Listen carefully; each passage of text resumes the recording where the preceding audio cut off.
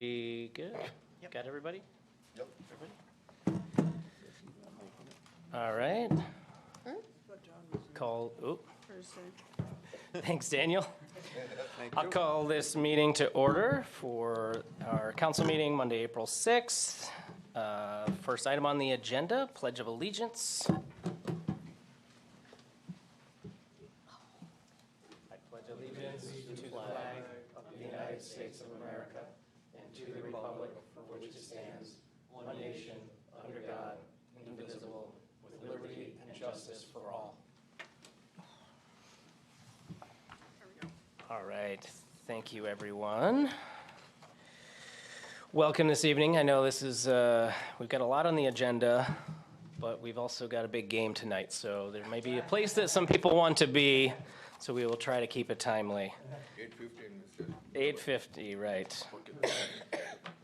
I think somebody else might already be there. Yep, so next item on the agenda, or actually, if I could entertain a motion, do we want to move something up to after public comment? Yeah, I move that we move under new business item A, discussion possible action, speed camera presentations. We move that up to right after public comment. Second. All in favor? Yeah. Aye. Aye. All right, thank you, everyone. Next up is public comment. So this portion of the meeting is specifically set aside for comments from the public, who are asked to limit their comments to 2 minutes. Any person interested in providing public comment via email should email publicmeetings@rockyhillct.gov prior to 4 p.m. on the day of the meeting to have their public comment read into the record. Do we have anybody present? All right. Thank you. Ed Ciccarello, 40 Riverview Road. I am a member of the Rocky Hill Arts Now board, and I want to read this for them. I want to thank Mayor Smith for his efforts in describing the revision to the arts policy at the last council meeting. It was really refreshing to hear someone support more art in Rocky Hill. I'm sorry my Republican friends objected to the revisions and more art in Rocky Hill. But you must admit, the current arts policy is really a crosswalk policy. You can paint a crosswalk or a parking space in a park. It really is ridiculously restrictive. To my Democratic friends, I'd like to hear tonight why you want this policy changed. Why is it good for Rocky Hill? I need to hear why you are excited about the revision to the policy and more art in Rocky Hill. I heard fear in the discussion at the last meeting. Fear that you have to decide on the art. Fear that people will be distracted by a painted crosswalk. Fear that our school buildings would be ruined by putting art on them. Having art on schools and public buildings is a beautiful thing. It doesn't have to be painted on the building. It could be hung on the building or leaned against the building. Look at other towns. West Hartford has Noah Webster's library. Cromwell has an arts district. There are painted crosswalks in Middletown. Come on, Rocky Hill. Come on. We want a vibrant town. Art inspires. It enlivens the street. It gives the town a sense of place. And one of the things you all love, these things stimulate economic growth. So my question to the whole council, do we need more art in Rocky Hill? I hope it's yes, because I believe we do. Thank you. Thank you. You have anybody else?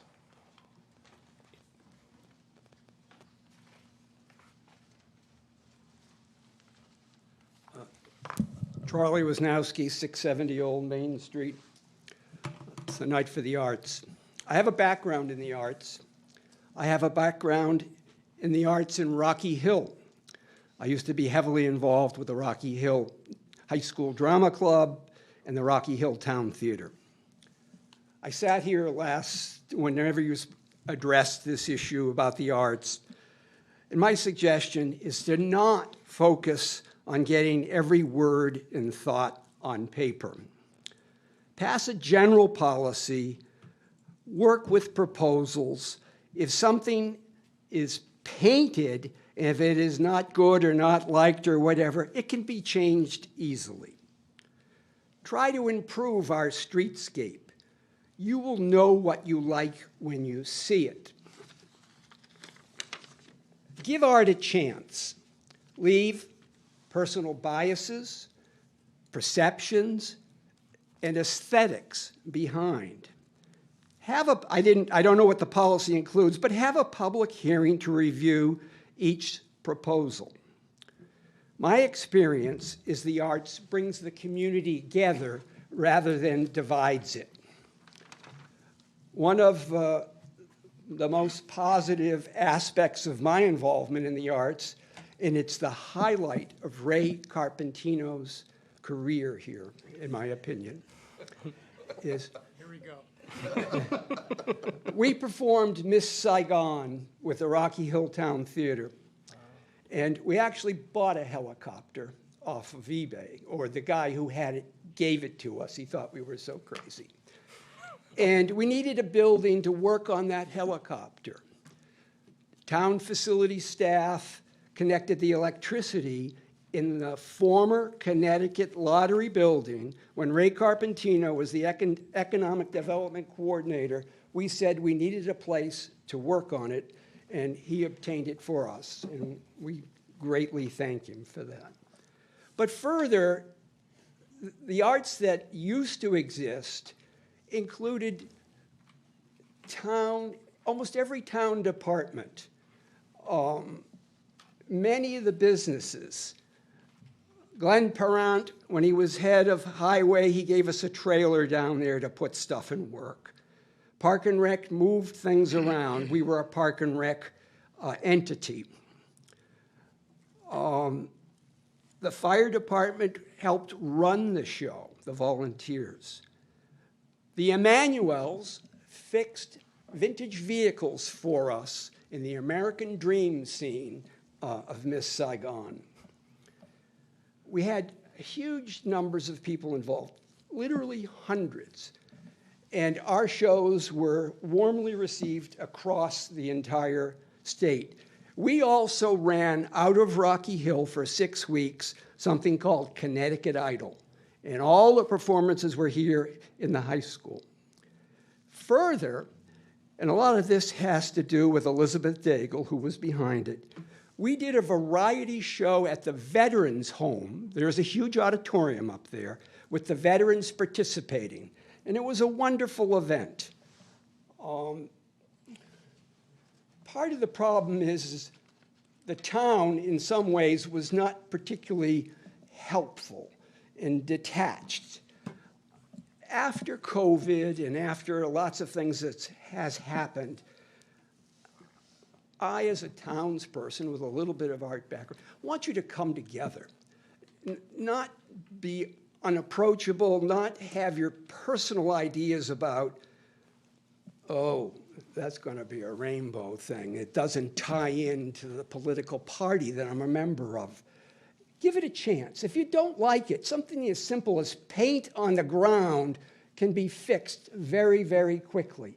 But I would like to see the arts come back to Rocky Hill, not just visual, but performance arts.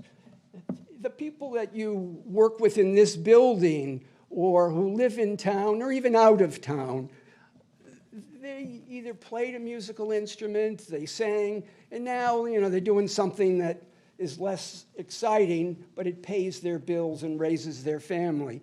I think the town needs to adopt arts as a policy of making it a desirable place. Yeah, the schools are great, and they're going to come and tell you if we don't get another $16 million for another 42 superintendent assistants, then all is over, it all has failed.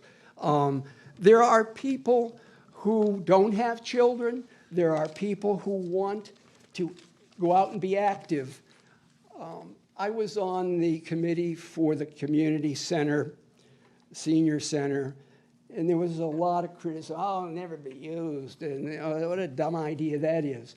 It's one of the most successful things here in town, and we should be funding that more than the 42nd assistant superintendent in the schools.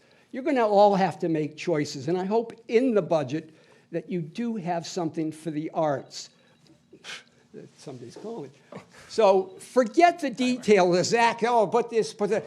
Just do a general thing, try it. If it doesn't work, then fix it. Art, people, I used to make things, and someone would say to me, what's that supposed to be? And because they're looking at it like this.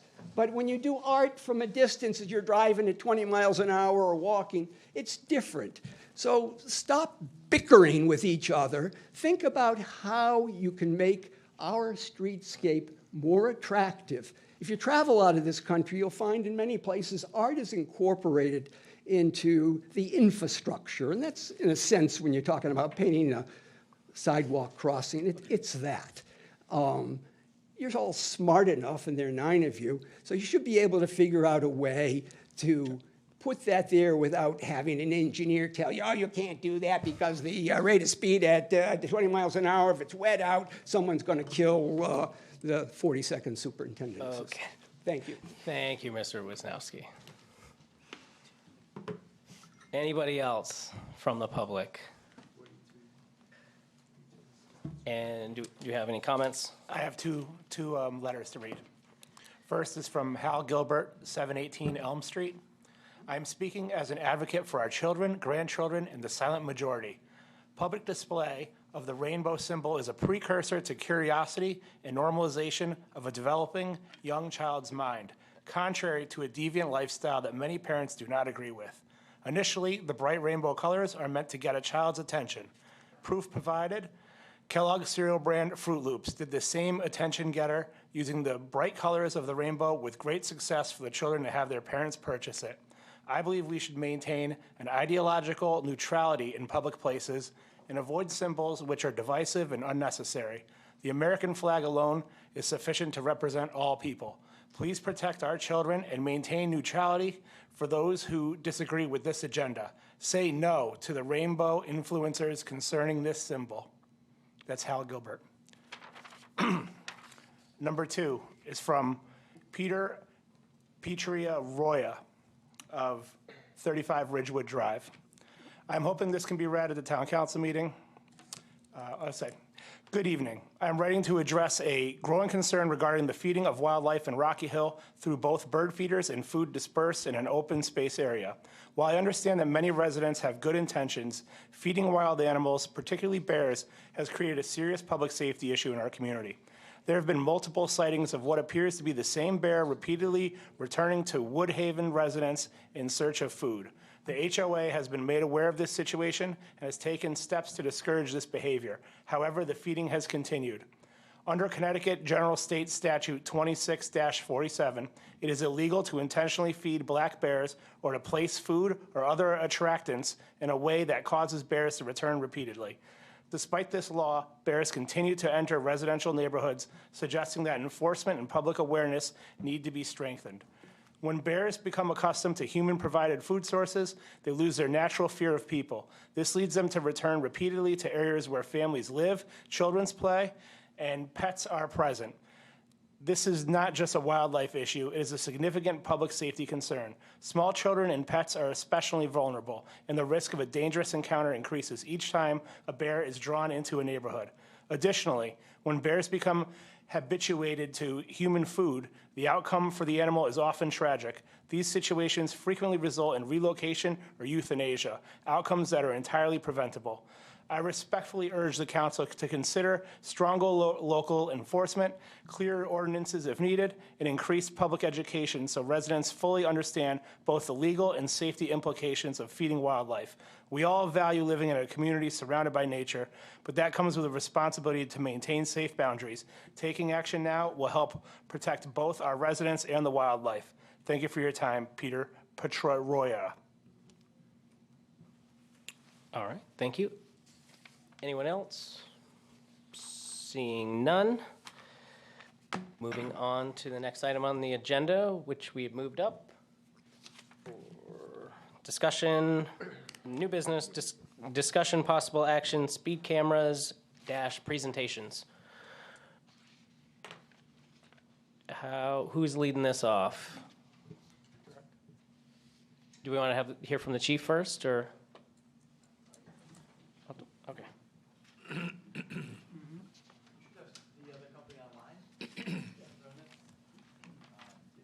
So there are two vendors, both today, Ultimate and the second, are both on your CROG approved vendor list. The third we did call, did not accept the invitation or wasn't available at the town council, or I'm sorry, at the manager's direction. So where I stand, and I've made this comment at the Public Safety Committee a few different times, I feel this program is something that can benefit the community.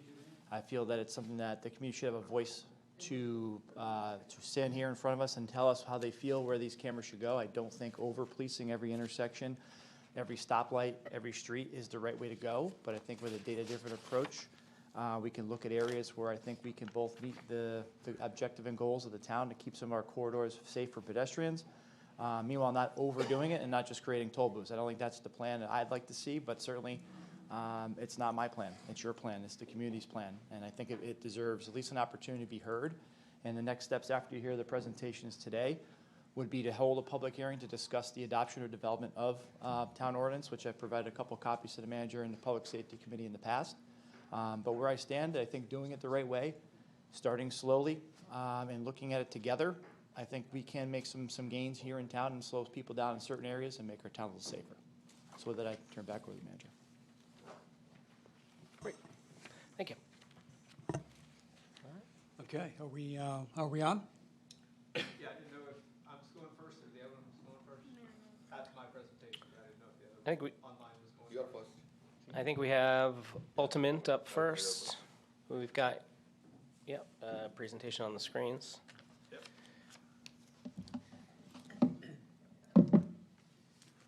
Thank you. First, I want to thank the deputy mayor for moving this up, because I didn't want you all to be looking at your watch and looking at me and being the reason that you may not get to see this basketball game. So I appreciate that for sure.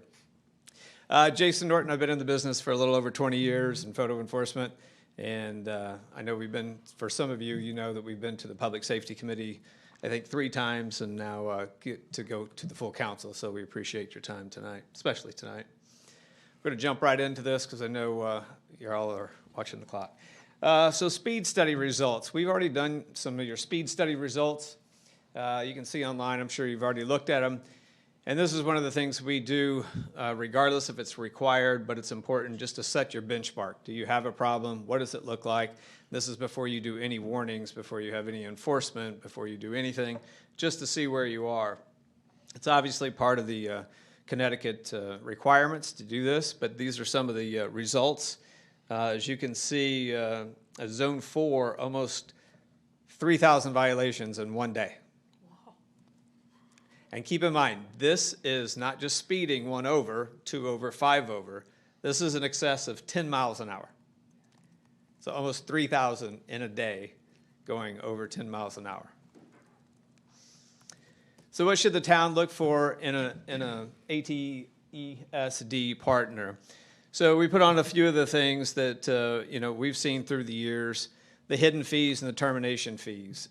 So if you read the contracts, go through them very, very thoroughly, because you'll see inside the contracts there'll be some sort of caveat of a hidden fee or a termination fee. We have no hidden fees. All of our fees, any fees that we have, clearly outlined on our amendment, Schedule A, and we have no termination fee, which is kind of odd in the situation of photo enforcement, because a lot of money goes literally into the ground to put one of these programs up. But if you're not happy and you term for convenience, you can walk away with no fee. So that's important. Identify under the uncovered base costs. Again, some contracts will have the town pay for the signage or police approval rates. They'll have a certain threshold that the police have to hit to say that if you don't approve 95% of what we send you, then your price is going to go higher. We have none of that. The warning period charges, again, we have a 30-day warning period beginning of every camera, and that's included in the cost. There's no extra cost. It's required. It's best practice, I can promise you. I think you've seen some of the issues in Connecticut recently. Just in the past 2 weeks that another vendor came in, didn't quite do it right, because it's very involved when you're in Connecticut. The rules are very stringent on what to do. In the approval success, that is important, of getting this approved. So Connecticut has a very step-by-step, and we'll kind of walk through this in a little bit, of how to lay out a program. And you have to follow the steps. And if you don't, you end up getting your program shut down, which just happened in the last week here in Connecticut. Local presence requirements, we have a Connecticut-based account manager who lives here, we have a field technician that lives here, and we have warehouse space, all in Connecticut. So that's important, somebody to address your concerns. You have a one call for your account manager. It doesn't matter if you're an elected official, the police, city managers, engineers. You have a one call for our local account manager. Technology and data sourcing and privacy. So, you know, it's been, you've seen some of the privacy issues on data with ALPR cameras or whatever the case may be. That is important. And one of the things that we never do is combine our ALPR with our speed cameras. So you'll see some companies that will say, well, we can turn your speed camera into an ALPR camera, which means we're looking at every plate. An ALPR camera looks at every plate that goes by. Our system only looks at violators who are going 10 miles an hour over. So if you're going 9 miles an hour over through the school zone, we'll never capture your plate, and that's important. Again, what should you look for? The process is very important. It's very step-by-step in Connecticut, unlike any other state probably. So your local ordinance and public hearing, that has to happen you know, in a public hearing just like this. State application and review, the state has to look and approve, and they don't always approve them, but they have to do that. The public awareness and warning period, we talked about that, 30-day warning before you start a program. We are very adamant about running our programs and our partners, and that you have a very public, transparent program. Don't hide the 8 ball. Tell everybody what you're doing. Tell them where they're going to be. Tell them when they're going to be. So it just works out better in the long run. After 22 years, I can tell you that. Some of the things that we do, we'll program your, you know, the program planning. We'll do your report for the state. You have to physically submit it, but we'll do it for you and in conjunction with you. Obviously, we set up your system, do all the training, set up everything on the back end, and we'll do your launch. Again, we'll support you in public enforcement. We'll talk a little bit about that. And again, safeguards, we talked about the data already. Municipal data ownership, you will own the data. We do not own the data. We never have access to the data. You know, if ALPRs or anything like that, you own the data, you own the privacy, retention policies, and even deletion policies. And then last, and I'm sure you've heard this before, but zero upfront taxpayer cost. So no matter what happens with this program, taxpayers will never pay for this technology. Even if we go down to zero violations, you still will not pay for this. You don't have to write a check. You don't have to buy a camera. Everything is violator funded, no matter what. So the process is important. We've talked about this. If we're fortunate enough to get your business, you start with an agreement. Then you go review your speed studies, which we've already completed, and determine where you want these cameras. And then we do the site surveys on our dime and our people, our technology, and the maps and system builds. We design your traffic safety plan. You have a public hearing again on the location so everybody can come in, talk about it, look at it. Then you apply to the state. If the state approves it, then it comes back. And then we're off to the races in terms of, you know, your citation templates, your payment portals, all the back office. We install your system, public engagement and awareness. Again, it's very important. Obviously, you'll have quite a few meetings here, but in the public, if you want to launch, if you have social media, we can help with all of that. Start with the warning period like we talked about, and then you go live. A little bit about Ultimate. We have more than 85 programs in the United States. We're in 11, we have contracts in 11 different states. We've been in business for about 20 years. We're American owned and operated, which is important because all decisions are here. Our processors are in our office. Our call center is in our office. Our engineers, our technicians, everybody works out of our Maryland office. Committed in Connecticut, as the chief said, we were a pre-approved vendor by the by the CRCOG, went through that RFP process and was fortunately enough chosen. We talked about your Connecticut-based support, and we're already in Connecticut. We've been chosen by more Connecticut communities than any other vendor. Public awareness, I talked about how important this is, just letting the people know where it is, what's going on, everything. Be very transparent about this system. It just dives into public trust. You have to have it. Implementation management. Connecticut, more than any other state, we have an implementation management team that all they do is implement the programs. And for Connecticut, it's very important. Some states, you can just put up the cameras basically and go with the citation. Connecticut, as we've discussed, there's quite a few steps that you have to go through, and we will handle all that for you. Including the traffic safety plan, which is very involved and detailed, but we will do that on your behalf. System technology, we have a lot of different technology, handheld, LiDAR, radar. We can do it by trailer for fast deployment, or if you want to move around to different schools, we can pull a trailer around, set up a system very quickly. We can use solar when possible, and we have a portable system that looks sort of like a newspaper box for those of you old enough to remember newspaper boxes. That's an option as well, and we also do the school bus and red light cameras. And I'm trying to buzz through this. I hope you all appreciate that. Event review, this is nice for the police review. This is what the police will look at when any event comes through. It's important to know that only the police-approved citations can go out. While this is called automatic traffic enforcement, it's very human involved. Only the police can approve it. We will send them the violations, but they look at it. On the everything's on one screen. It's the event details, the owner, the speed, location, how far they're going over the speed limit. Everything's there, and the police can watch a video of the violation as well. If they reject it, there's a reject reasons that they can go in. It's like, this is why I rejected it. If they approve it, then it goes to a citation mailed first class by us in full color. And when the person gets the violation, they can go online. They have the same amount of information as the courts, as the judge, as the police. Everybody has the same amount. It's a level playing field. They can look at their video. They can look at their pictures. They can appeal online. They can pay online, whatever they want to do, but everybody has the same information, and that's important. This is the citation. When they go on, they can go online.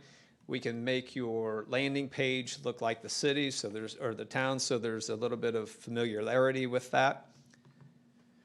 Account management, we talked about that. Your account manager will be Connecticut-based, and lives in Durham, by the way, where he is tonight, actually. But it's a single point of contact, and any information you want, traffic counts, reports, how many violations are coming through, he can pull all of that for you. Ultimate in Connecticut, we sort of talked about this, but pre-qualified by CRCOG, and we're the only one of the three that's actually been awarded a contract through that operating contract. And then New Britain went through it again with the selection committee and said they were clearly the best fit partner for the program, which we were quite proud of.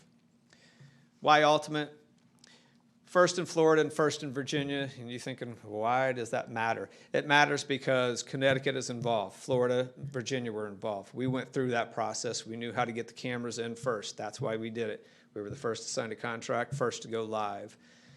Unique ALPR offering. Again, you can get ALPR with the program, but never do they get together. They are completely separate. We never see that ALPR data. We don't use our cameras for anything. We don't use our technology for that. You set it up under your own rules that you already have. We don't touch that data. Customized hearing request process. Everybody deserves their day in court if they want it, so it's a customized hearing process, so they get their day in court. 20 years experience, we talked about that. Revenue guarantee, if you look at the pricing that we've offered, not only do taxpayers never pay for this program, but you also get the first $1,000 per month per camera coming back to the town, so you're guaranteed that you are revenue positive. Talked about American owned and operated and why that's important, and no fee to terminate, which is no risk to the town.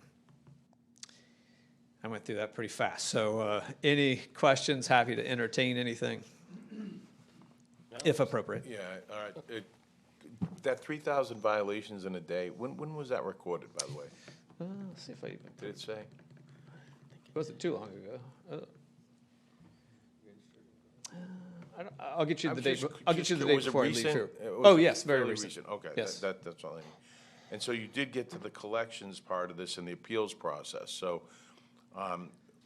the money that is, the fines that are done with the violations, I assume that town gets it because it's a town-sponsored thing, but you take your VIG too, correct? Correct, So correct. the first 1,000 is just the first 1,000, doesn't matter. Right. But if we're only doing 1,000 and we have 3,000 violations a day, we're gonna exceed 1,000, like. You every will, month. but and I've told people this forever, never, ever, ever, ever budget on test studies, because the cameras will work. Well, Right? But even if I'm 10% you will of the exceed, test and study, so, yeah. you know, we'll get the next $995, and then you get everything after that. Right. And let me be clear, I'm more focused on the safety and the slowing down of these vehicles than I am. It will work. I don't want this to Promise you be- that one. yeah, I think it would if I can't believe, and those violations, that's not just speeding, that's going through the red light guard. No, these are this is just speeding. Just speeding. Just speeding and 10 miles an hour over, not 5 over, yeah. not 2 over, not just over the speed limit. Right. These are egregious speeders, So yes, this sir. is not going through a red light either. No, sir. Do you track that too? We do. We do testing for red light cameras. We do it differently on the red, with speed tests, you can just do it, it's point A to point B. Right. How fast do you get there, right? It's math. For red light cameras, we actually videotape the intersection and then go back and review them, because you have to see the red light to go Correct. through. So then, now we've got the violation, we've got it on camera. Now, the police department has to determine whether we're gonna issue a ticket or not? Correct, and you want that. Only the police department can do it. We go through and we'll set it up, it's like, what do you want to see? Here's what this looks like. Everything matches. Do you want to see the make and model? Do they have to match the license plate? When we get the license plate, 1, 2, 3, we send it off to the DMV, it comes back, John Smith, red Chevy truck. Does it all match? Yes. Okay, send it to the police department. Then the police department will review it, and they determine, yes, this is it. Now I may need Chief Klett. Do we have the manpower to do that?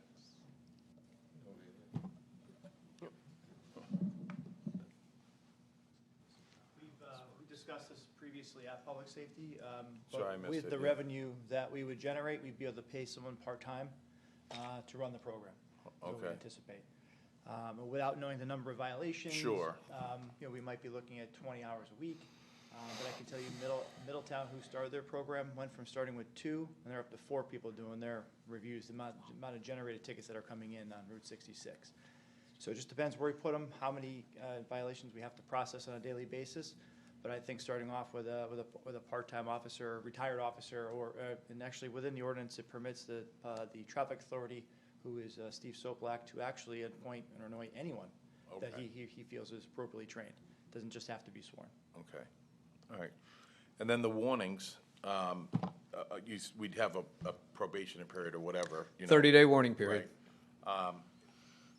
You don't keep track of license plates. However, if you get a warning, you would keep track of that, because then if they go over again, you'd get it. No, no. In a warning period, you capture it, and if you go through it every day in a warning period, you're going to get 30 warning periods, right? Or warning notices. So we capture the plate of a violator, Okay, but if you're going 9 over, we don't capture that. so if the police department decides not to issue a ticket, but just a warning, I assume they have that flexibility, Absolutely. okay? Then they would keep track of it, so that if they did it again, we'd, well, I'm Actually, sorry. Chief, actually, I did ask that question, Dave, because it's purged after 30 days, right? So you do the violation, you have the violation the first 30 days, and then let's say on day 70 into the next month, that prior record's been purged. So there's no track record that this is the second violation. Is Okay, that Okay. correct? Correct. And that's per the state public act, so that's not even anything we've chosen, that's sure. that's what we're following. Yep, okay. I really don't have any other questions, so. Thank you. And just, on resources, like you can see, obviously 2 schools here have violations. The third one, probably is there. You don't have to start with every school, right? You can walk through this, step through this, give the chief and team some time to okay, what does this warning period look like on this first one? Okay, we can handle this. We know what it is. We know the workforce. We know the flow. Let's go with the second one. So they don't have to all start at the same time. Well, how many are we proposing to start with? Have we talked that about? I think that's a conversation we have here with a public forum meeting where we have our folks or constituents come in and talk, and we can dialogue. When we started this study, when I first met this vendor was at one of our quarterly meetings and expressed that he could do this for us. So we set him free. Here's 4 spots. Let us know. To think this is the expansive search for the entire town, no, that would be incorrect. I mean, there's plenty of other places we should look, focusing on areas that you feel important that we do as well. But this here is just speed. As you can see, I thought West and Gilbert, frankly, was going to be a speed zone, and it actually underwhelmed me, where I was surprised by the main Garden Street going from 40 to 30. I think that's why you're seeing the number of violations we have there. And now with Kelson Row, it's really becoming more important to slow people down there now. So this is just a starting point. We can make a list and ask Ultimate or another vendor to study any locations that we feel important, and then we together come up with that answer. I am interested in looking at red light cameras specifically for the I-91 corridor by West Street. We have yet to do that. You might notice we're out there in force the next month and a half. We'll be out there sitting up at the ramps trying to slow people down and stop people for everyone as well. But that's be phase 2 of that discussion. Just want to see where we gauge the town, how you feel about it, and if we are going in that positive direction, then we have a lot of work left to do. Anybody have any other questions?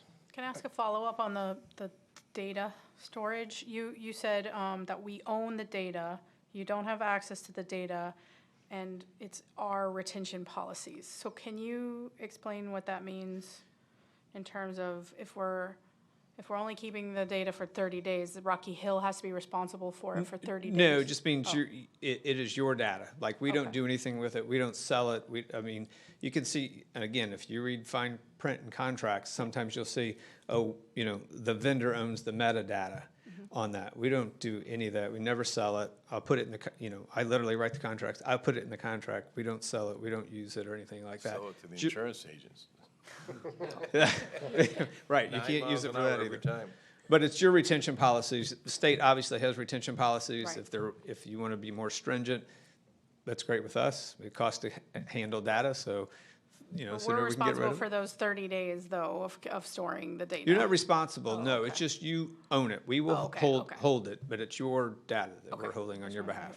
You're in control, I guess is a better way to put it. Okay, thank you. And then my second question is as you've kind of heard, there may be like a phased approach here. How does that affect anything in terms of the process or costs? No, no, as a matter of fact, I would endorse the phased process, because you see it sometimes, somebody will come out, and I've seen them do 20 cameras at one time, and it overwhelms everything. It overwhelms the citizens, the courts, the police, the system. It's just too much. Right. Just don't do it that way. It's not worth it. Makes sense.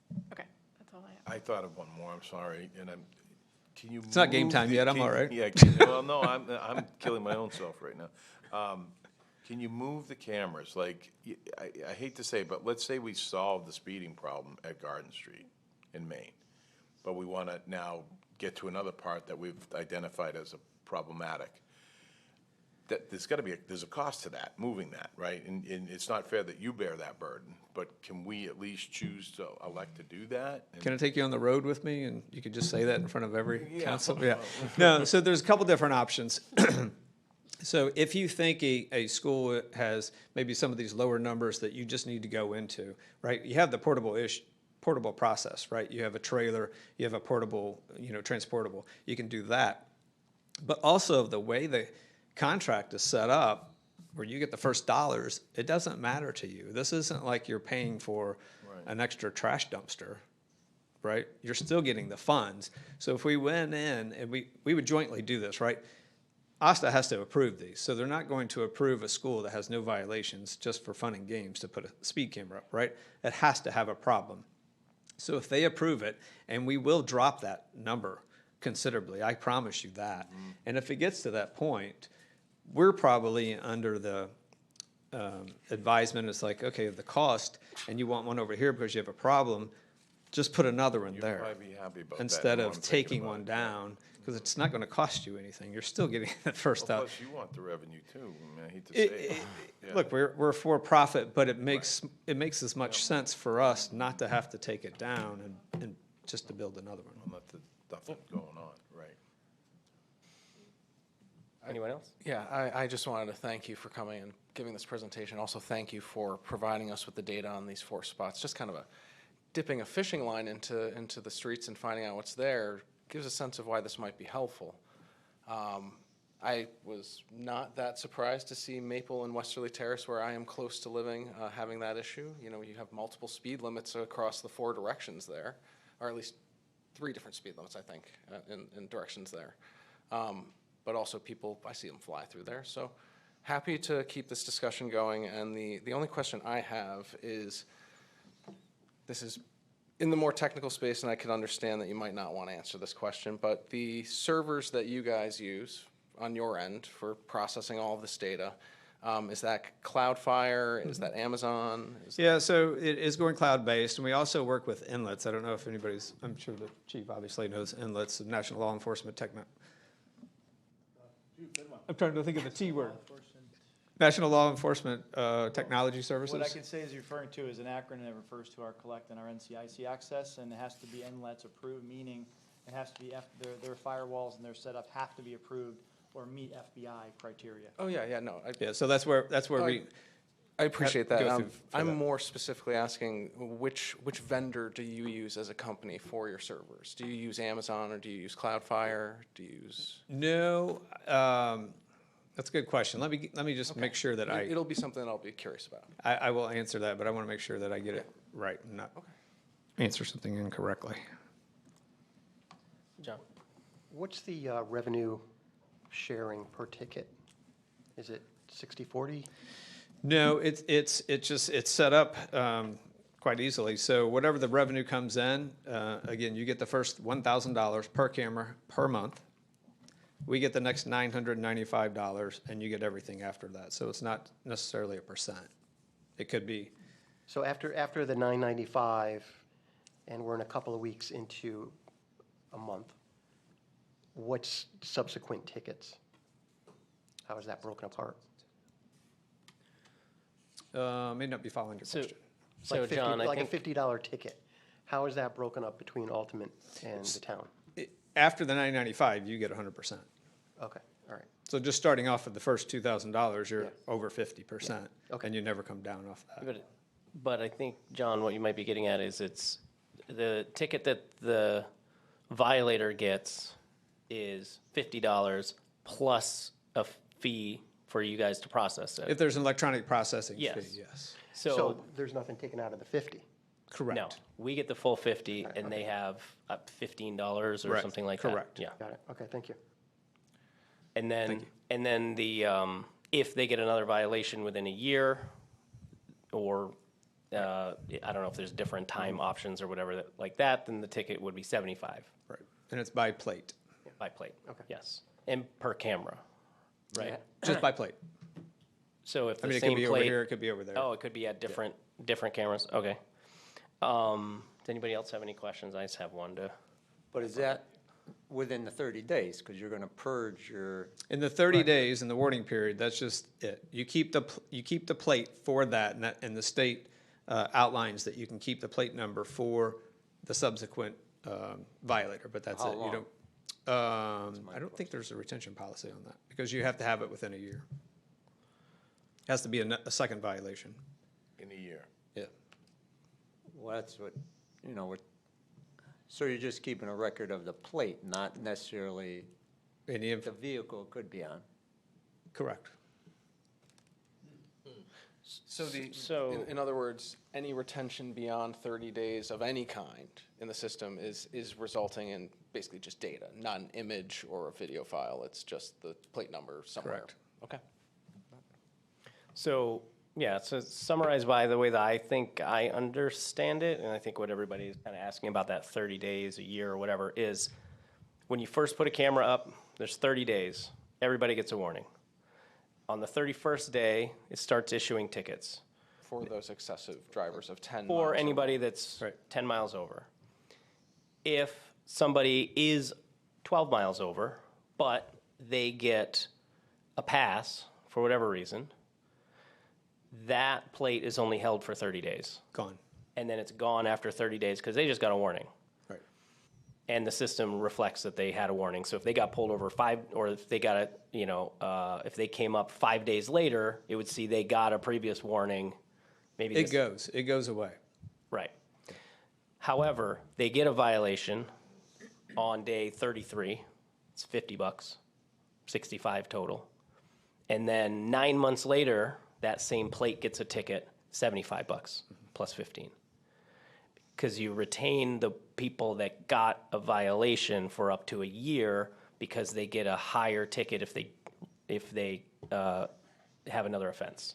So it's I thought that was within 30 a days. flat fee per ticket, not a percentage. We also have some discretion in how we frame our own ordinance in town in terms of what, we have parameters that the statute allows, but we have some ability to rein in that sort of thing. Yeah, there's probably some other things that. Correction, I mean, it's 30 days, and then the data is purged, not a year. So you have the warning period, 30 days, everything happens, then it goes away. It doesn't count towards anything. In the beginning. Yeah, at the beginning of every, I do every camera. Stop. I do every camera. Instead of the system, do it every camera. It's the best practice. So you do that. If it's a violation, if you get a violation, as you were saying, you keep the plate number, but everything else goes away. A transcribed plate number. So that example that we were talking about, if I get a violation, let's say it's after the 30-day trial. In the second month, I get a violation. 2 weeks later, within the same month, I get another violation. That's the 75. Correct. But if it's in the following month, it's not considered a second violation. It is. You keep the plate number. But you had said that the data is purged after 30 days, so the second month. The camera, the would be- video, the picture, that goes away, but the number stays in the system for a year. As if on a spreadsheet. Yeah, like on an Excel file or something. I'm not saying it is. That's what, No. yeah, and that's state. And like you said, Yeah. that's your outer limit. This might be a question, not even a question, this is more like, am I getting the sense that the violations are violations the same way an officer pulling you over on the side of the street would be a violation in terms of the law, and that a warning here is more like a verbal warning in terms of how it goes out of the system?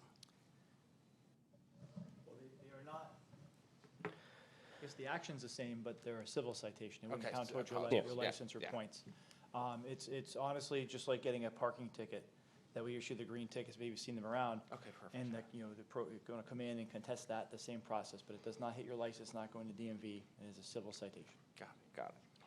All right, I want to just clarify that 1 year thing, because I had asked this at Public Safety, and you repeated it, that if I got a violation on the second month, that it's past the first 30 days, so that 30 days would wipe out, The warning That's period. subsequent. The warning period doesn't count. forget the warning period. Okay, so, This is let's start with the second month. okay, I get a violation. third month. Let's go third month. First month is My warning first period. violation is on the third month of this program. Okay, A week later, I get another violation, that's $75. correct. But if my second violation was the next month, month 4, my understanding was that that prior 30 days had been purged and it would be back to 0. Not on the plate number. The plate number stays. It could be 6 months Yeah. after. And you could still be eligible under state law. But like they said, if that's your outdoor parameters, if you change it, you have that option in local ordinance. That's not the way I had understood it. Gotcha. Okay. I have to back Counselor Emanuel. I was on public safety as well, and that's not the way it was presented. There was nothing about a year period at all. This is all new.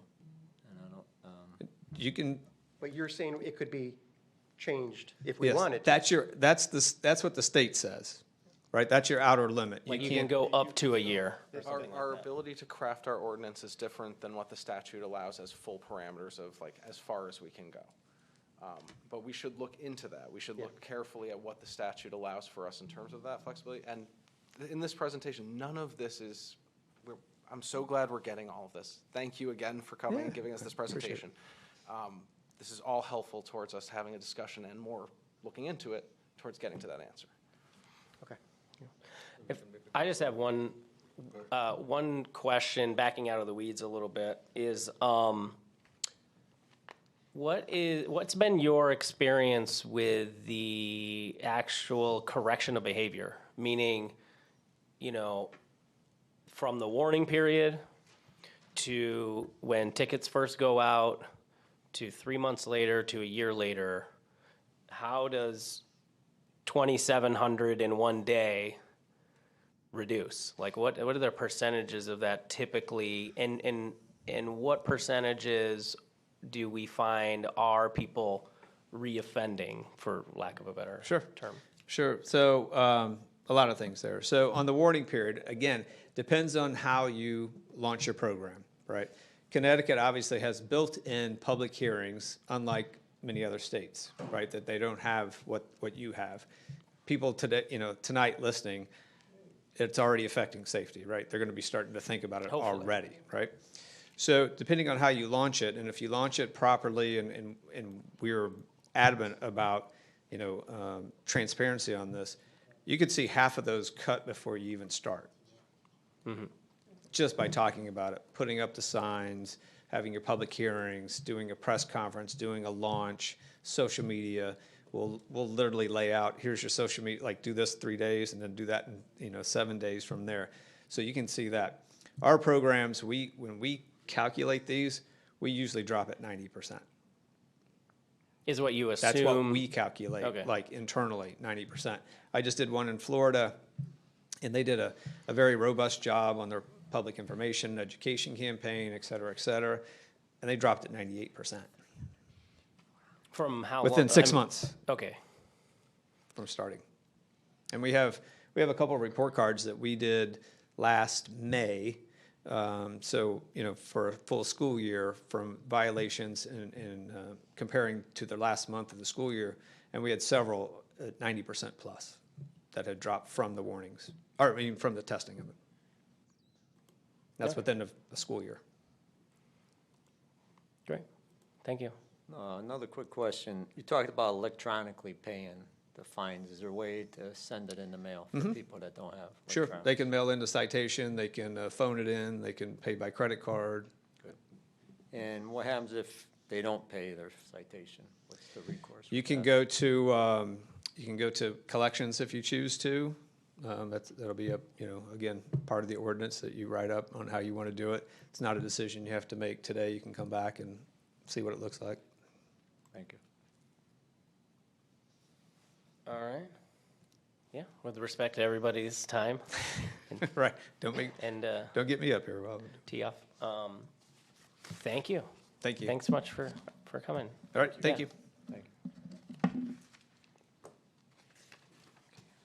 And do we have another Presenter, we do. on Yeah, Zoom? should be waiting in the queue. Here we go. We got it. Right.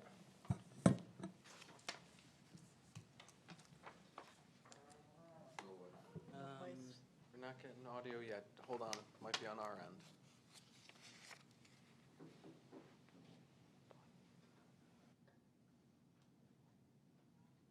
I don't know who's talking. Do we have audio yet? Do you mind giving us a testing 1, 2, 3 moment? Nope. So I think he's hearing us, but we're not hearing him, and that's on us. We don't get any. Well, it might not be. I mean, our audio's on. Yep. No sound? Raymond? System sound. Apologies for the technical difficulties, if you'll bear with us Yes. for a moment. Thank you.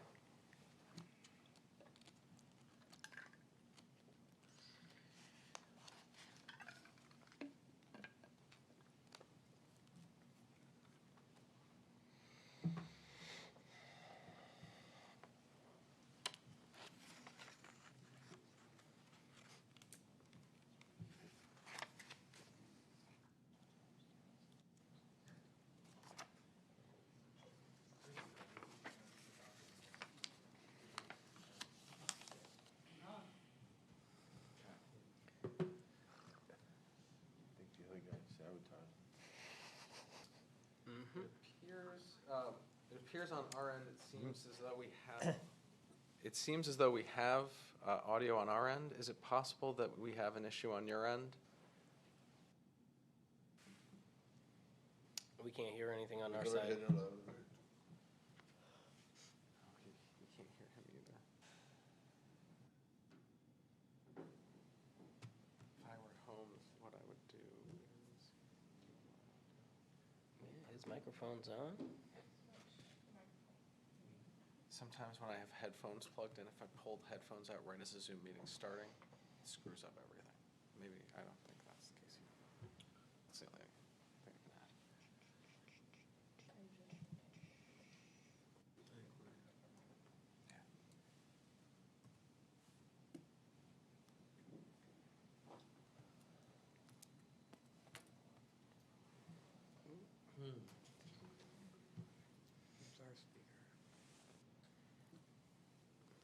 How about now?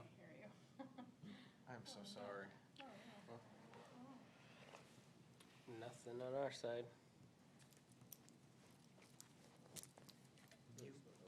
Is that muted at the top? No, it's ours. Yeah, he's not muted.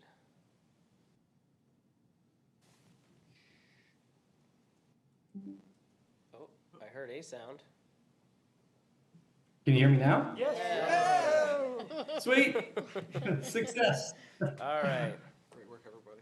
Unfortunately, that's all the time we had for this evening. Oh! No. You saved the best for last, too. All right. No, thank you for your patience. I know you're short on time. Go UConn. You want me to just dive in? Yes. Yes, we got plenty of minutes left. All right. I will try to talk fast, but look, instead of saving questions at the end, why don't you guys interject if you have a question, right? Maybe that'll help move things along. I want to make sure I'm cognizant of your time, or you can wait to the end. It's your choice. Just start off, right? Real quick. You may not have heard of Elevate. That is because we are a brand. The actual company is Modaxo. What you see here is, I've been doing this 18 years. When I started, we were ACS, then we were Xerox, then we were Conduent, and 2 years ago, approximately, we were acquired by Modaxo under the brand Elevate. Most important thing is Modaxo never sells a business that they've ever acquired, and therefore this is our forever home. If you look really at the top here, we're backed by Constellation Software, $11.6 billion in annual revenue, and they do not get in our business. They literally just give us the resources to grow and serve our customers like yourself. So this is our footprint going into the year of North America. And quite frankly, you can see a lot of different dots on the map. We are not the largest provider of photo enforcement. We are the second largest provider. We provide the best technology and services. You can see the provider that you just had go before us. We just took one of their flagship programs for better technology and services, right? So I think, I'm going to show you the technology I would propose for a photo program, and I think you're going to like what you see. So our main system is the DriveSafe system that I'm going to show you. It's 3 separate 4K video-based cameras. Each one of the cameras can rotate almost a full 360 degrees around. You can provide numerous types of enforcement without ever adding an additional camera. You don't need to use the services. The functionality can be turned on and off, but the same system can do speed, red light, block the box, uninsured motorist, LPR, and again, you're never adding another system to your pole or your portable box cams or trailers and make the system look like a Christmas tree. The bottom line is this system is built for what you need today, as well as what you could need 5 years from now. It will always grow as your program emerges. It's artificially intelligence based with NVIDIA as its backbone.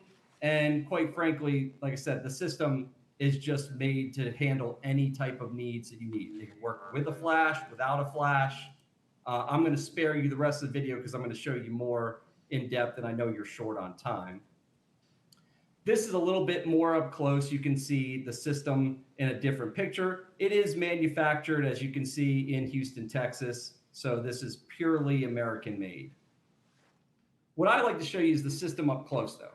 So I'm a parent of 2 school-age kids. If you're using this for speed enforcement and you primarily put this in school zones, anyone else, if you have a system, most vendors can provide potential live streaming from the system that's pointed directly at the road.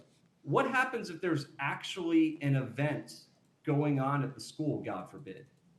With our system, you could actually take control of any of the cameras, rotate it around, pan, tilt, and zoom, and see what's actually going on at the school. I can't tell you how many clients we have that love that added safety value what you can do with our system that you can't really do with anything else out there in the industry. And as I mentioned, the same system can do just about any types of enforcement that you need. You're not having to do it. There's no charge for doing it. We can just turn the functionality on and off as you need that and it comes about. One huge advantage of our system, right, is the ability to do bi-directional enforcement from the same camera system. This is important, right? If you have these, for example, in a school zone, unless, and I want to make sure I don't misrepresent it, unless there's 3 lanes on both directions of travel or more, and most people don't have that for school zones, the same system can do both directions of travel. So there's less infrastructure in your roadways and the ability to be operational quicker. And as you can see, just from this example, because it's a 3-camera system, you got one that's targeting the outer lanes going away from the camera, and one that's targeting the near lanes going away from the camera. And then you have a 3rd camera that literally can go back and forth and just be used as an overview. It's basically just able to do surveillance if you need it to. That's not the main purpose, but it can be used for a lot of different functionality. So you have a lot of flexibility with this technology. Our system actually clearly identifies the violator that occurs. And that's important because, quite frankly, you know, again, this is showing you a large roadway. You may not have this for your school zones, but it's not uncommon where you'll have multiple vehicles that are side by side potentially that could be violating. Most systems that are out there won't know who the violator is, or it's a human that's going to make the determination and say, I'm going to tell you this guy's the violator. That'd be me telling you that. I put a box around this vehicle. That's not accurate. The system is determining who the actual violator is. Now, I want to clarify, that does not eliminate human intervention on our end. Before a violation gets to our clients, the police that make the final determination on who the violator is, it goes through 2 levels of human review on our end. We have a first person keys in the license plate and state and does the initial review of the violation. If it's based on the state statute, your local ordinance, and quite frankly, your business rules, your guidelines to us on what becomes a violation, we send it to the DMV or MVA to get the registered owner's name and address. It comes back a second reviewer on our end, re-keys in that license plate and state again. Only if they enter the information correctly does the registered owner information appear.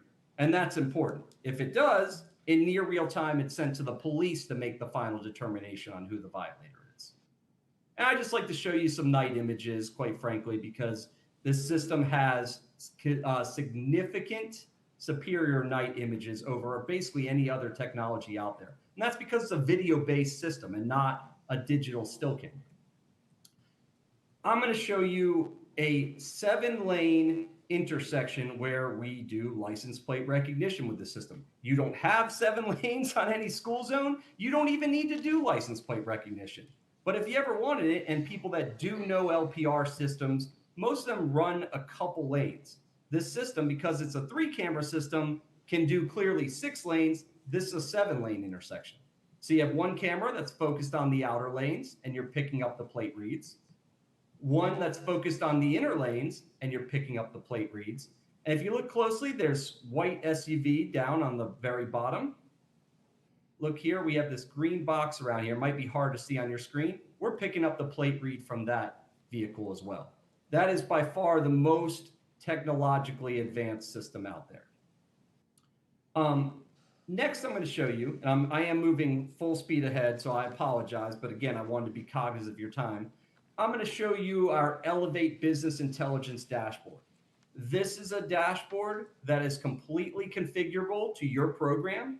Basically, anything that is captured by your cameras in some way, shape, or form can have the information presented in this dashboard. 85th percentiles of speeds, all the speeds of vehicle passes, times of day of the vehicle passes, the violations, how many violations are approved an hour, a week, a day, etc. It can do it all. And it can show you different issuance rates, key performance indicators that will send alerting to you should there be any deviation from what you standardly usually receive from a specific camera. What you see here, and I'll pause this again real quick because it goes fast. This is an interactive map of any camera that we install on your program. In this case, this is our City of Chicago program where we have 300 something cameras installed. It is a red light program there, but this system that I just showed you can do speed enforcement or red light enforcement. So it's irrelevant what you're using it for. If it's in a system we install, it will be representative of a camera icon on the map. The color coding, though, matters. Green tells you that it's operational, yellow that there's an issue, and red that it's offline. So you can literally, in 3 seconds at a high level, turn on your system, just look at the map and know all your systems are operating at all times. If you click on the camera icon, you get a very, very crude live video of that violation. This is not the live streaming video if you actually took control of the system and wanted to see what's going on at that location. This is for someone who's literally like a high-end user who just wants to I just want to know what's going on at Jones Street. I can click on that camera icon and immediately see a very crude video of what's going on there. And last, I'm going to show you a little bit of our site web violation processing system. This is essentially your database. What I'm going to show you here on this video, this is essentially what would happen after it's gone through 2 levels of image review on our end, the final stage when we're sending it to the police to make the determination if a citation should be issued. So every violation is going to load with a thumbnail image, but if you click on the thumbnail image, you will get the original resolution of that image. So you always have that. You have a magnifying glass so you can zoom over any type of region of interest. And with our system, you have video of every single violation that occurs. So you can play the video, you could slow it down, and you could speed up the violation. There's even a grayed out button here where you could technically take a snapshot from the video and append it to your violation image if there was a need to. This is a fully transparent database. So any violation, and I'm pause it again for 1 second, that ever has a touch, whether you take action or not, is recorded. And that's important because I love to tell people from someone, yes, I'm a sales guy now, but my first 12 years I ran operations for us on the East Coast. The #1 complaint you get from any citizen is, I didn't get my citation. That's actually the #1 complaint. Every citation we print and send to the citizen has a unique citation number and a unique PIN number, which you use to do a couple things. The first thing, you use that to go view your video, because you can't have a video on a printed piece of paper, on our public portal. Also, you see enlargements of the same images you have on your citation. If for some reason you want to see FAQs, you can that you are unique to the town, you can put that on there, how the cameras operate, how your, anywhere, history of your locations, anything you want the public to see. But most importantly, the citizen can make a payment on that public portal. Well, normally what happens is someone calls up our customer service line, I didn't get my citation. Conveniently, 2 minutes earlier, they were on the public portal, which we have record of, showing that they accessed this. So it's an added value that no one else actually is doing. You can enter, in this case, this is all test data, by the way.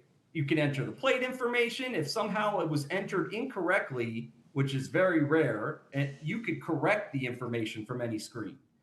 Also, what you saw, you can enter comments from any screen right here that's searchable in the next advanced search functionality. So when this comes over to the next screen, you'll see in a second, you can type in, person entered test comment, you can type in test and it'll immediately pull the comment right to the top. Here we go. I get a little ahead of the video from time to time. But the bottom line is this is a fully transparent database, as I keep saying. This makes approvals at ease. If you had the green, meaning accept, I'll pause it again, that would mean it was an actual violation. We would print and mail a citation to the violator the next business day. If it's red, reject, there's a whole host of reject codes you see here that you can use to reject the violation. And you're not limited to this. This is test data. We have clients that will have like 35 different reject codes. The bottom line is you will always know what happens to every single violation that's ever recorded on a camera for any reason. It will always balance out. And pretty much that is the end of my actual presentation. I'm happy to answer any questions you might have. Anyone? Yeah, just a quick question. How long do you keep the data? So as you heard from the last gentleman, quite frankly, we're beholden to whatever works for you. I'm going to make it easier than what he said. Quite frankly, we have programs that we have requirements to purge within very short periods of time. We have some programs where we have to keep it for the length of the contract. We have some programs you have to keep it for years beyond the length of the contract.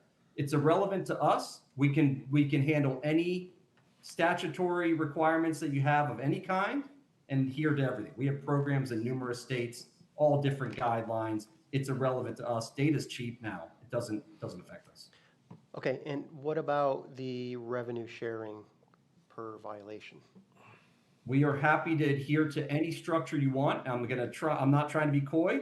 We have programs, for example, with revenue share, we're usually somewhere, I'm going to ballpark it for you, in the 30 to 35% range is typically where we're looking for. There's not a guarantee, but we are not going to be the low cost provider, right? We provide the best technology and services. We're not racing to the bottom, but we are not going to be the most expensive by any means either. Okay. If you do not want a revenue share structure and you want something else, we're happy to do fixed fees. We're happy to do a hybrid structure. We can do just about whatever works for the town. Thank you. I just have the same question I had for the previous presentation, which is on your back end, whether you can answer it now or later to us. Azure. Okay. The question was just what cloud server company vendor do you guys use for your back end? Or yeah. Microsoft. Okay. Do you sell your data? No, absolutely not. It's your data. It is never our data. For example, let me give you a real world situation. First off, if someone ever sent in a FOIA, it's going to come hopefully to you. It should never come to us. If it comes to us, we're not answering it. If it comes to you, we will provide you with the information needed to provide the response. It's your data. We will never give it out. By the way, it's very weird seeing myself on the screen.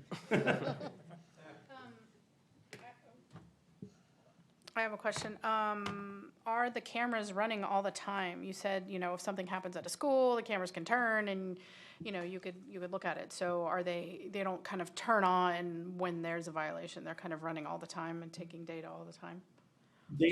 So first off, that's an excellent question. We can do whatever works for you. Typically most municipalities will have them running 24/7, but that doesn't mean you have to be in enforcement 24/7. We have an automatic scheduler that we can schedule it where it only enforces during certain times. The speed limit can change automatically, and it will automatically adjust for the thresholds of that specific time of day of the week. We can have it where it shuts off. We can do whatever works for you. Most have it on 24/7, but it's only an enforcement depending on what your guidelines are.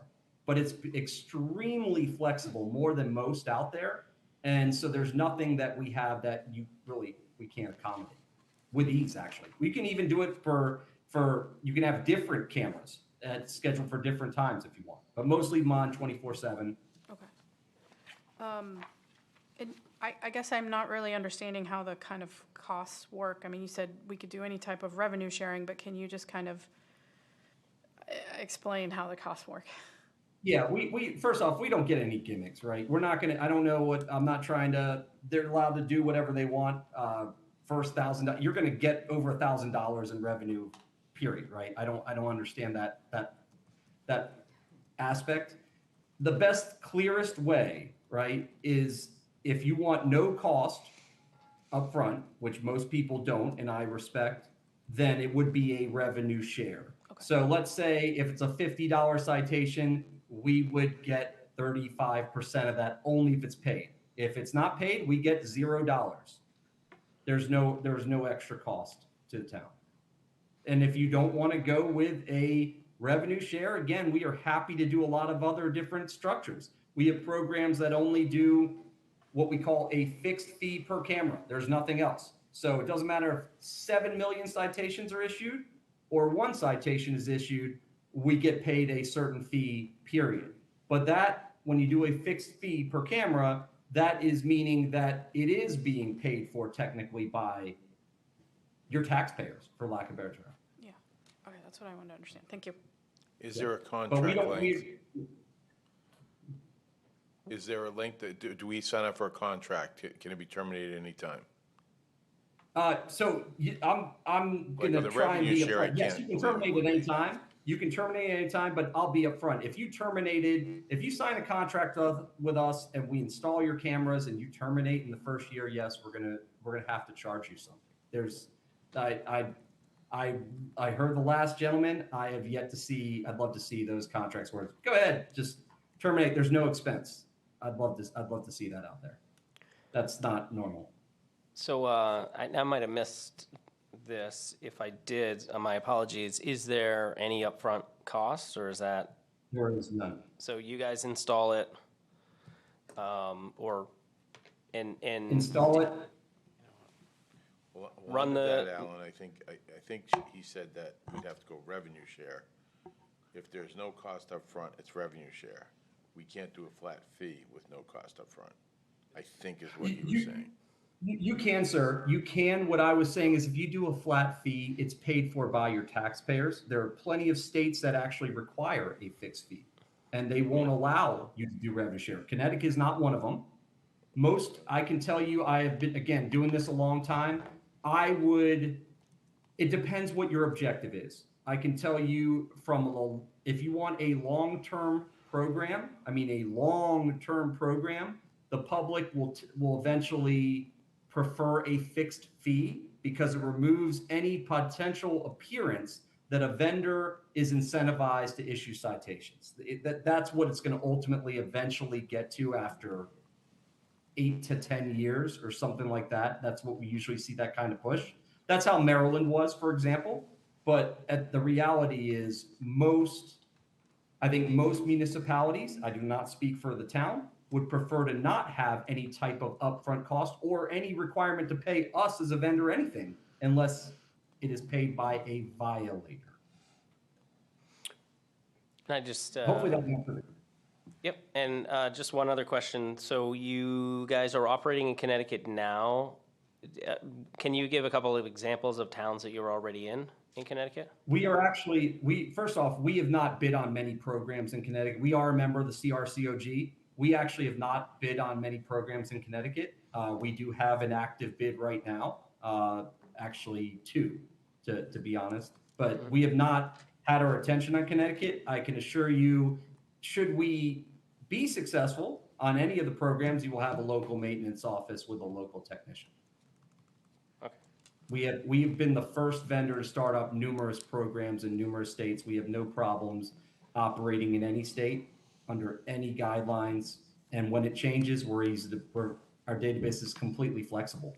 We're able to modify it very easily. What's your contract period of time? We typically look for, I know the Connecticut DOT typically does a 3-year approval. we have no problem doing the 3-year contract. What we would ask for probably is to tack on 2 additional 1-year options. They're options at your discretion, not ours. The reality is, the reason we do that is we depreciate our equipment typically like a car loan, right, over usually 60 months. And so that allows us to provide better pricing to you. If we had to do just a 3-year contract, and again, it doesn't need to be 3 years guaranteed. They can be 3, 1 years, whatever way you want to do it. But if we assume we're going to get all the years, we don't have clients typically terminate on us. Most of our clients are very happy. And so we take the risk and assume we can depreciate over that full 60 months. Does not guarantee us that. If we asked price per an installation camera, what would that be? There is no charge. Remember, we will not charge you an upfront cost. I If thought you that want was- us to, I thought that was only if we did the violation sharing. no, sir. If you did a fixed fee, there's not an upfront cost. It would mean that you have to pay us X number of dollars per camera per month, is what that means. What would that be? A subscription service. So it is, right? In that regard. I would tell you, I can't provide you a generic price. I can give you a ballpark. You'd probably be looking in somewhere from the low 4K amount a month per camera to 6K a month per camera. Realistically, if it's not, I can't give you a guarantee. We have programs that quite frankly are right around somewhere in the middle of that range when it's a fixed fee. When you say per We can camera, also, sorry. when you say per camera, is that 3 per pool? Oh, no, I apologize. Because it's a 3-camera system, no, it counts as 1 charge. I apologize. It's one system that consists of 3 cameras. I don't want to mislead you. What's a termination fee if we decide before the contract ends? What would it be? So what would happen is we would request something what's called unamortized costs. There's a lot of ways to do it. Typically, what that means is we can take our toys, per se, the camera, and go home. What we can't recover is the construction costs. And so that's something that we're always up for discussing and negotiating. But if it's, we may be willing to eat it if the contract goes a certain amount of length. But if you terminate in the first year, which, we've never had that happen, but yes, we'd ask for unamortized costs. Do you know what that is? Just trying to get an idea. You're talking the average construction costs on a camera, I'm going to ballpark this for you, can go anywhere from about $30K to the upper $50K. That's the construction cost. The system, of course, costs a lot more. We can probably live without charging you anything on the system, but the construction piece we can't recover. You can't just take that construction cost and do nothing. Correct. So basically, We may be. So basically, it would vary depending on the length of time it was up and the length of the contract and how far in, and that would all be kind of negotiated part of the contract. Yes, sir. Yeah. Yes, sir. And we can provide an amortization schedule if it was needed. The reality is this is something that's negotiable. It's not a guarantee. We would ask for it. I always want to be upfront. I don't bait and switch people. Now, your cameras looks like they log in every plate that passes through. Is that correct? Only if you are asking it for it to do license plate recognition, which you are not obligated to do by any stretch of the imagination. So if we could just tailor towards 10 miles an hour, 12 miles an hour over the speed limit, those would be the only plates you'd log. Is that Yes, correct? sir. That it will give you historical data for the number of vehicle passes, but we won't get the plate information. They have to be a violator for us to then capture it. That's good. And do you get a surcharge per ticket violation that you send out? So no, right? The reality is, let's play the revenue share scenario. What would happen is we only get that percentage that was mentioned if it's a $50 citation, and let's say I'm just going to use 35%. Doesn't mean we're locked into that. It could be lower, but we get 35% of that amount. The rest goes to the town. What we will do, again, no bait and switch here, if a violator pays by credit card, we cover the merchant fees, the merchant costs, but we will charge the violator a convenience fee. not a $15 processing fee or whatever, but we're going to charge them a fee. Okay. If they pay by check, there's no fee. Okay. I'm sorry, I do have one last follow-up here. I'm not sure if I felt your answer was really clear about whether the cameras are on 24/7. I understand that we can turn off enforcement mode, but shy of pulling the connection to the power grid, are these devices, the technology using them, because you're using more than optical cameras, you're using other technologies that detect what's in front of them. Are any of these on at all times? The cameras, again, they do not need to be on at all times. Even if we The have it reality in, is most people do. we can, like a power button, we can turn them off. We could turn them off. The reality is I don't know anyone who does that. Usually the best way is to take it out of enforcement mode is the way Yeah, to no, do it. I'm just trying to understand that. And with regard to the tech inside the cameras, obviously I'm not expecting you to give me a full list of what you're doing in there, but what types of imaging are these cameras capable of beyond just optical imaging? Nothing. We don't have the ability to do facial recognition with our systems. Not what I meant. Just, Okay. is there thermal imaging in there? Is there the capability to do any of that? It's just optical? Okay. That's correct, sir. All right. Sorry, I have to follow up. So the cameras are not gathering data when on unless only the data that's being asked, I guess is the question. Yes. Okay. So if you wanted license plate recognition, and I want to reiterate, you do not need to do it. We have a lot of clients that want it. We have a lot of clients that specifically do not. We have some that aren't even allowed to have it. Then the answer is, if it's not an option that you want, then it's turned off, and those systems will only capture information if the vehicle runs a red light or is speeding. And by the way, the same system can do both, as I said, both speeding and red light from the same system. Yeah. So if you had a red light camera that you want to do speed enforcement, one camera can do both. You don't need to install a separate system. Thank you. Just a quick, maybe remedial question. Are there any costs to the town with the revenue sharing? Any costs at any point? Only the revenue share, sir. Meaning only if a violator pays. If no one pays the citation and you do a revenue share, we get $0. Any back We are office not- costs or fees or anything? There's no extra cost. No. What about the cost to do the license plate reader? You're not generating any income from that. There must be a monthly surcharge for that? So typically, if you want LPR, we typically build that cost into our revenue share. You're absolutely. I want to be very upfront. You are absolutely correct. There's a cost to us. We have the ability to be a little bit more cost competitive in that nature because we don't need to install an additional system like others have to. It's built into our system technology. But yes, there's the data storage, which is cheap. But when you have LPR, it's a lot of vehicles that you're accumulating. We just factored into our cost. So instead of maybe charging you on 30, I'm making this up. Instead of 30% on your revenue share, maybe that is pushing you to the 35% number. But if that makes sense.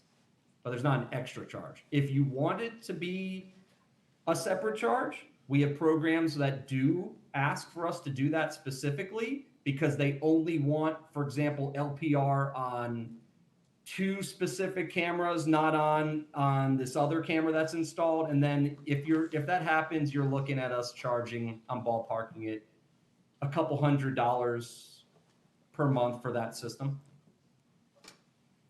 Thank you. All right.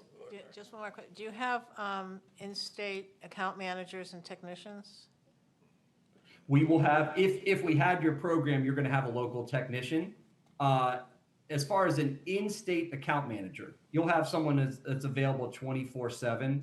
If you need to have someone that's actually local, we'd have to negotiate something. We don't, I can't tell you 100% and lie to you and say that we're going to have someone only there. You'll always have someone available. You'll have a whole team of people available, quite frankly.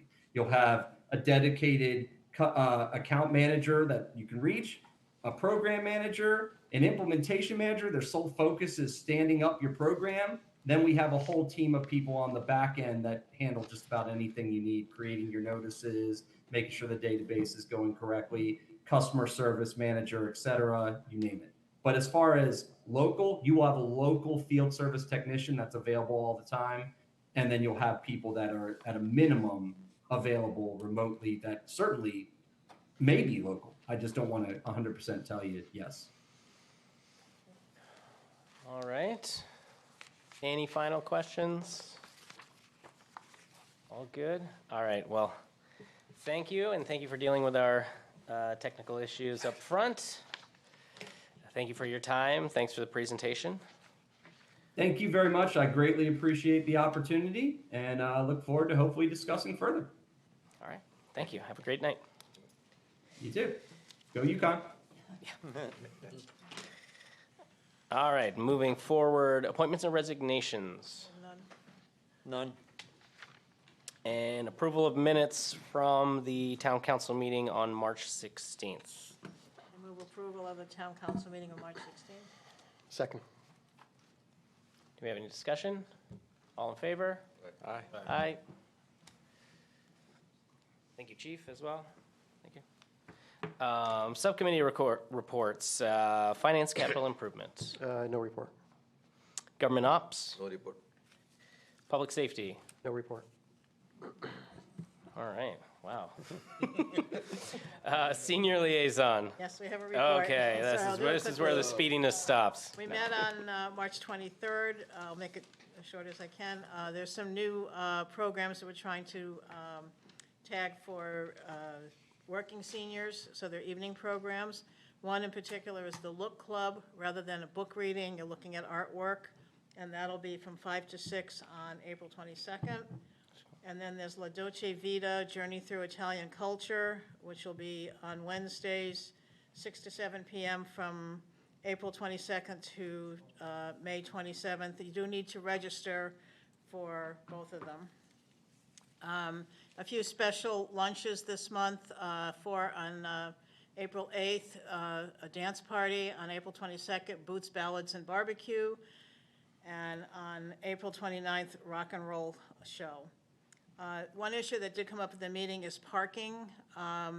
So the manager is going to first kind of reinforce having as many of the employees park across the street as possible. And secondly, looking into options from some of the area businesses and homes to see if anybody has any, or property owners, I should say, work out some kind of leasing of space or something like that for parking. So a situation that we knew that we were going to have. And finally, the volunteer luncheon will be on April 30th, 1:30 to 3:30 p.m. at the residence in Rocky Hill. Those for the people that volunteer at the community center. That's it. Excellent. Land acquisition, farmland preservation? We had a meeting last Tuesday, March 24th, and we have 20 plots in the community garden sold already. And if anyone is interested, the link is on the main town website if they want to look into more details about it. The porta potties have been ordered, and there's a conduit for electric that will be installed. On our agenda tonight, we have a farmland and farm machinery tax exemption that I'll just give a high-level overview when we come to that agenda item. Daniel, I don't see, for April, I don't see the farmland meeting on the calendar. Yeah, I'll add it tomorrow. All right, thanks. And that's it. All right, liaison to the state rep and state senator.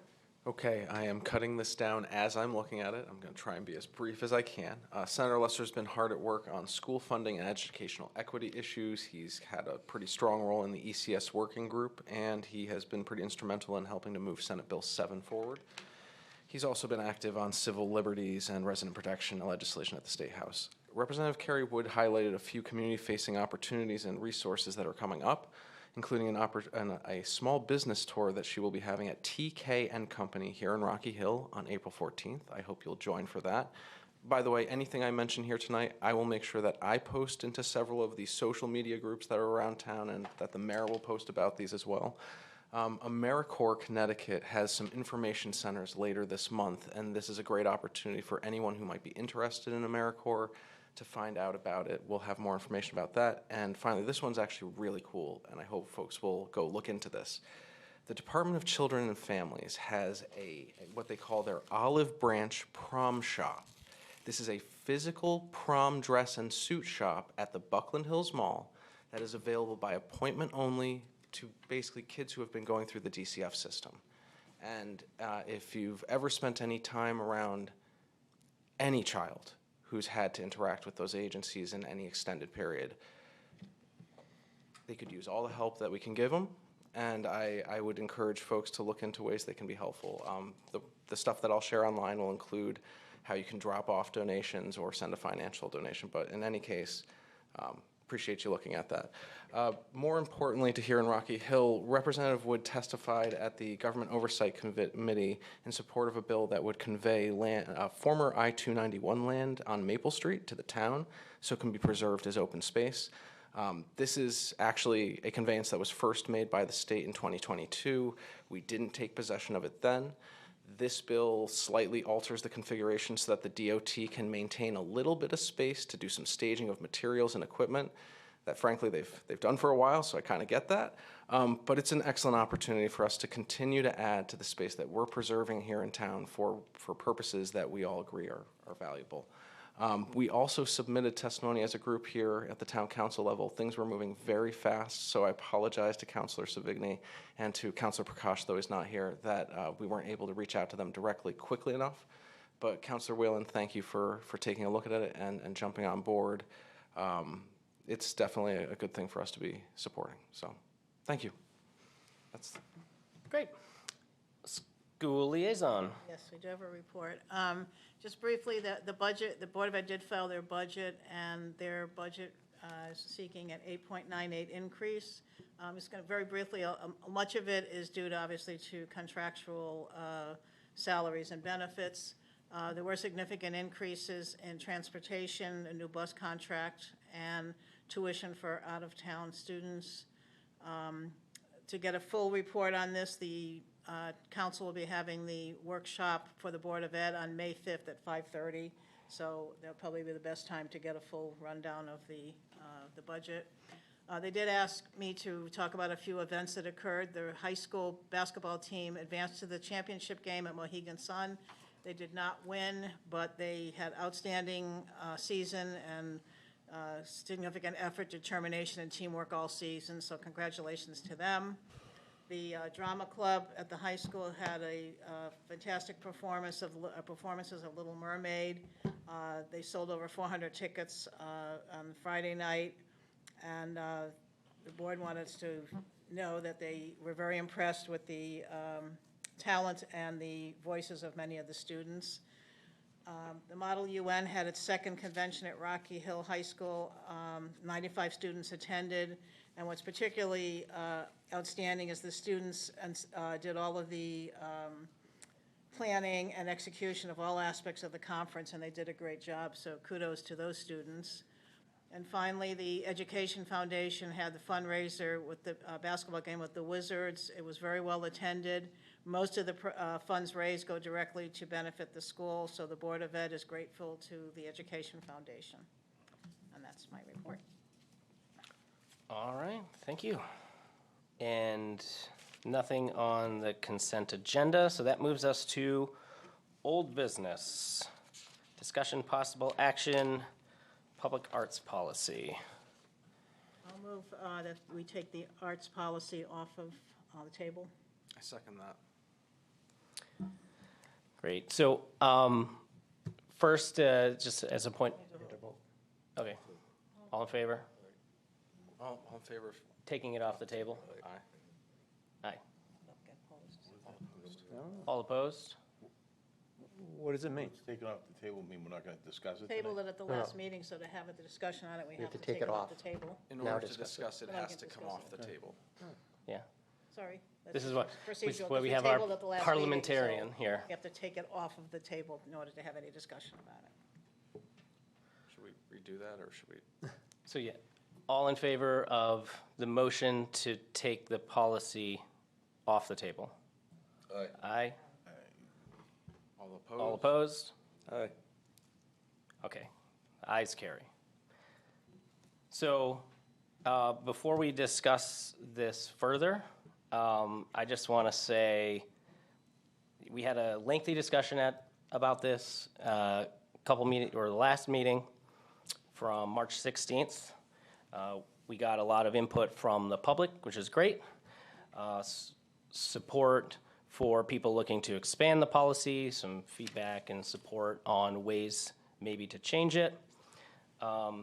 I feel that is, has been incorporated into the policy as it's being presented this evening and was presented in our packets. I want to thank everybody for their input. The main goal of this, and we had, who knew Mr. Wisnowski was such a performance art, or had a drama and art background, but we had some feedback, even from the public today. What's the reasoning for this? Well, what we're trying to do is inspire some buzz, some economic development, some interest in public art in our community. The interest is already there, but building this sense of community around public art. We've heard from a lot of people all the positive benefits of that. We've heard everybody's feedback in terms of safety aspects and things like that. They are all incorporated in here. So I'm really just hoping we have brief discussion tonight and we can just move forward with this. I'm going to ask you, Mr. Mayor, to table this until after our budget hearings. Reason being, it's not that I'm against public art. The reason being is that this policy that we were presented tonight is a new policy. It's not the agreed upon changes, the 4 or 5 points that we discussed at our last meeting on the 16th of March. Because if we continue this tonight, I'm going to have to go through the whole policy again, unfortunately, and I'd rather not do that, as we have a 270-page budget book that I've been trying to review. We have a Board of Education book that's probably over 400 pages that I haven't even started to review, and our budget hearings are coming up this week. They start. My concern is because there's stuff in this new art policy that I don't believe our town manager and his assistant developed, because they are very good note takers and they accurately portray agreements that we had at each council meeting as we present. In our last minutes that we just approved, there's information in there that is excluded in this policy. So things have been changed, and I'm just concerned that it's going to take a lot of time to go through tonight, and I'd rather wait until after the budget hearing. So I'm just asking if we can table it until after our budgets and then re-pick it up. It sounds like you're making are you making a motion to do that? Yes, that's a motion to table it. I'll second, I'll second, and then we can talk about discussion if you want. I think what Fran's referring to, and this is, we agreed last meeting not to vote on it because we wanted to get it in writing and see it in its full presentation. So now we go ahead and get this on, I don't know, last Thursday or Friday, and it is contradictory to the minutes that we just approved. It says excluding municipal buildings and school grounds from artwork placement. Now we put municipal buildings back in, except for the Board of Ed buildings. So that's the first thing that I see. And now, like I've said at the prior meetings, it's hard to trust what's in this without having a full review of it again. And I do agree with the amount of work we have on our plate in the next month and a half. You know, I hate kicking this can down the road as much as you do, Alan, because I'd like to just have it done. But, and again, you could choose to do it. I'm going to be against it. I'd like to offer just a quick comment. I actually thought that the meeting we had last meeting was, I mentioned this prior to us sitting here tonight, that I thought this meeting that we had last time was the process that we ought to have been going through from the beginning on stuff like this. We have a new policy proposal. We should, instead of what we did the first time we had it on our agenda, we should just jump right into looking at it thoroughly. And we did. We went through the whole thing. And you are pointing to the one thing that's in the document that you received on Thursday that is different than where we ended the discussion during the town council meeting. I also have said this previously today, but I will repeat it.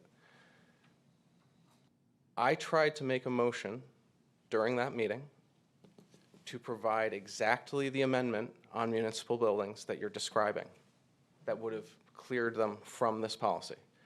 I offered it during that meeting, and we did not end up following through on that motion to a vote. I've been around some stuff in politics for a while now, and there is kind of an element of what was in the meeting was there for us there.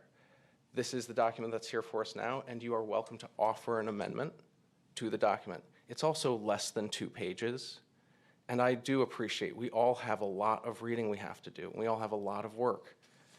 You would be hard-pressed to find anyone in this room who's putting in more hours in general in life than most of the folks here.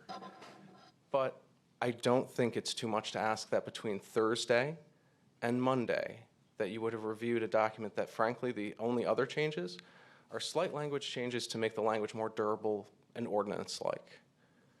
I bet if we took 10 or 15 minutes sitting here quietly, took a recess for it, we could all read over it and just come back and vote on it. That's my position. I'm not prepared to vote on it because there's changes, and we should not be voting on something that we haven't discussed. This is a new policy.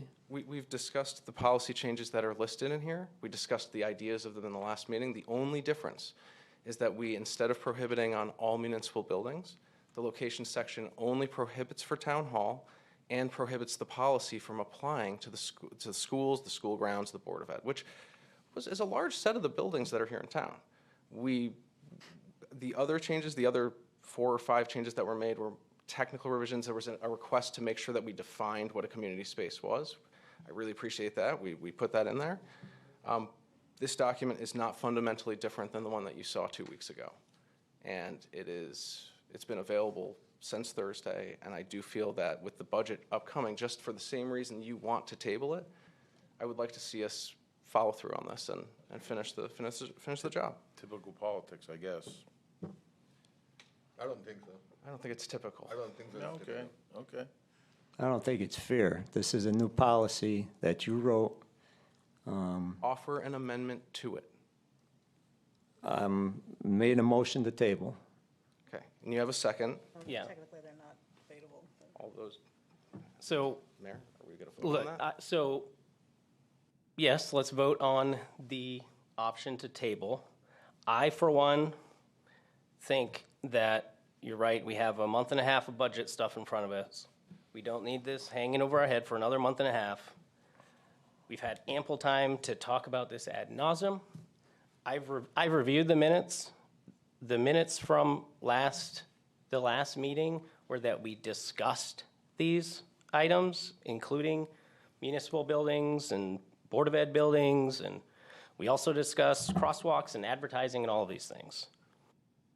We didn't come to an agreement a couple weeks ago, but we put everything in one document, shared it with everybody, and I feel we've had ample time to talk about this. We've made every effort to try to bring a consensus on it, but at some time, people have asked us to do stuff, not just talk about it. I'm sorry, I shouldn't do this, but I have one last thought on this, and it's because I wasn't even thinking about the great commentary we received at the beginning of this meeting. Public art is a public good. We have created a structure here that is reflective of the structure that you passed a year ago. The structure of review for is the same. It's strict. It allows us to have any reason to put a stop to anything. And with regard to the municipal buildings thing, the same thing applies. A proposal on any municipal building that is not town hall under this as written would still have to come up against the review process and would, I mean, we were discussing in the background about, the fire department, the police department, and how subjectively appropriate stuff would be the only thing that makes sense in those cases anyway, if we were to allow. Our public art is a public good, and creating a general policy that, even one that's much more wide open than what we've written here, with that review structure in place, I feel that we're in a comfortable place. And I think that we should be willing to be open to hearing any idea about public art. If we say that certain buildings are off limits, then we are saying we are not willing to hear an idea. And I think that we're better than that. So I hope we'll vote in support of this tonight. So we have a motion to table it. All in favor? Aye. All opposed? Aye. Nay. Okay, so the motion to table this has failed. Do we have a motion to approve it? Or do we have any friendly amendments, I think we Any should other have a motion? discussion on this, shouldn't we? This is a new policy. We need to go over it, go over the changes. I don't understand the rush of this myself. What's that, It's not a Counselor? rush. I'm sorry, we've had 3 meetings. It's not a rush. I It took mean, us 4 It's months. 5 pages. 4 months to write the last one because we went through so much detail. Well, My problem is with this one is we agreed upon things. I'll read the minutes from last meeting, March 16th, the council. Discussion to expand cover municipal policy included exclusion of municipal buildings and school grounds from outward placement. That is in the minutes that we just approved. And then it says, the council agrees to have staff rewrite this policy, incorporate discuss changes. Staff did not rewrite this, and I think that it has to be open for us to go through again, because this is a new policy. You read it. With all due respect, you read those minutes verbatim, and what they say is that we discussed those changes. We Those did same- discuss all of those changes, We among ag- other we changes. Minutes show me making a upon- motion we to that ag- effect and never We getting a agree- vote on, so. We agreed upon the changes. Yeah, the discussion says, the discussion expanded to cover multiple policy revisions, including, and then there are 6 bullet points. And the first one is excluding municipal buildings and school grounds. So you get on the first page, and that's gone. Okay, so to say we're discussing, to Fran's point, it's a new policy, but it's not new because we all talked about a lot of these issues that we have with it. But why didn't it come back the way we had given direction to the town staff to write? Why didn't it come back the same way? I'm just curious, why didn't? That's a simple question. And then you ask us why we don't feel comfortable going forward, you have my answer. I should ask the town manager. It says town staff will discuss this and make the changes. Had you made the changes to this new policy that we have?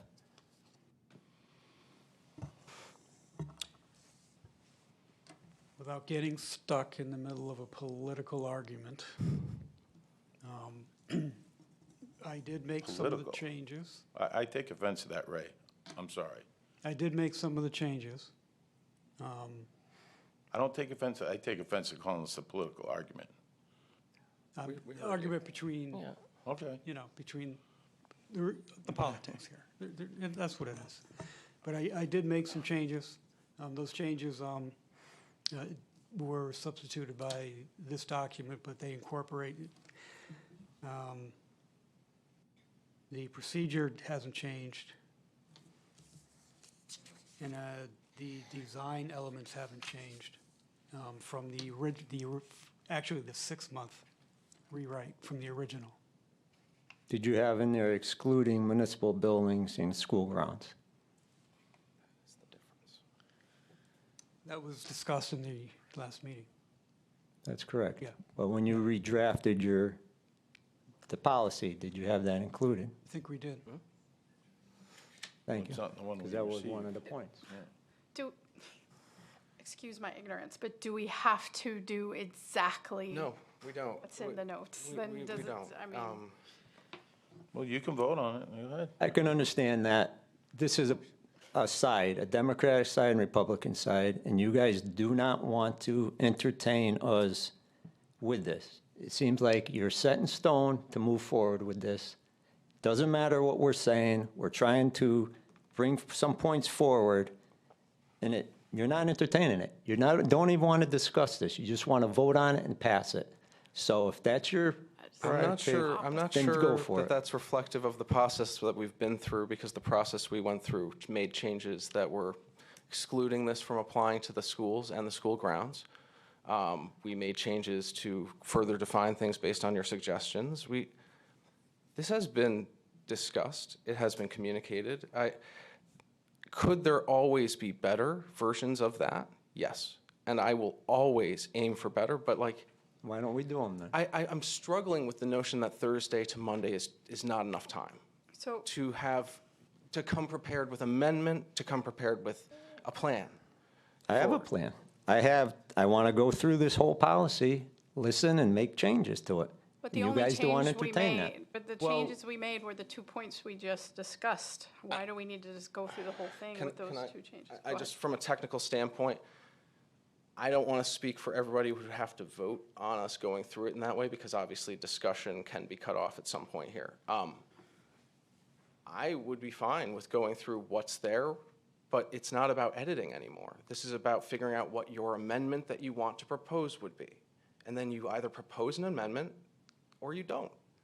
Why didn't we do that last time we were here? I don't know. Why didn't you? I offered an No, no, amendment. no. I offered an amendment, and folks Because- in this room stopped that process from going forward. Because look And that's what- why you missed the bite of the apple that was there, and why Because things look had an what's- opportunity to change in between meetings. Look what So was, just- look what was rewritten.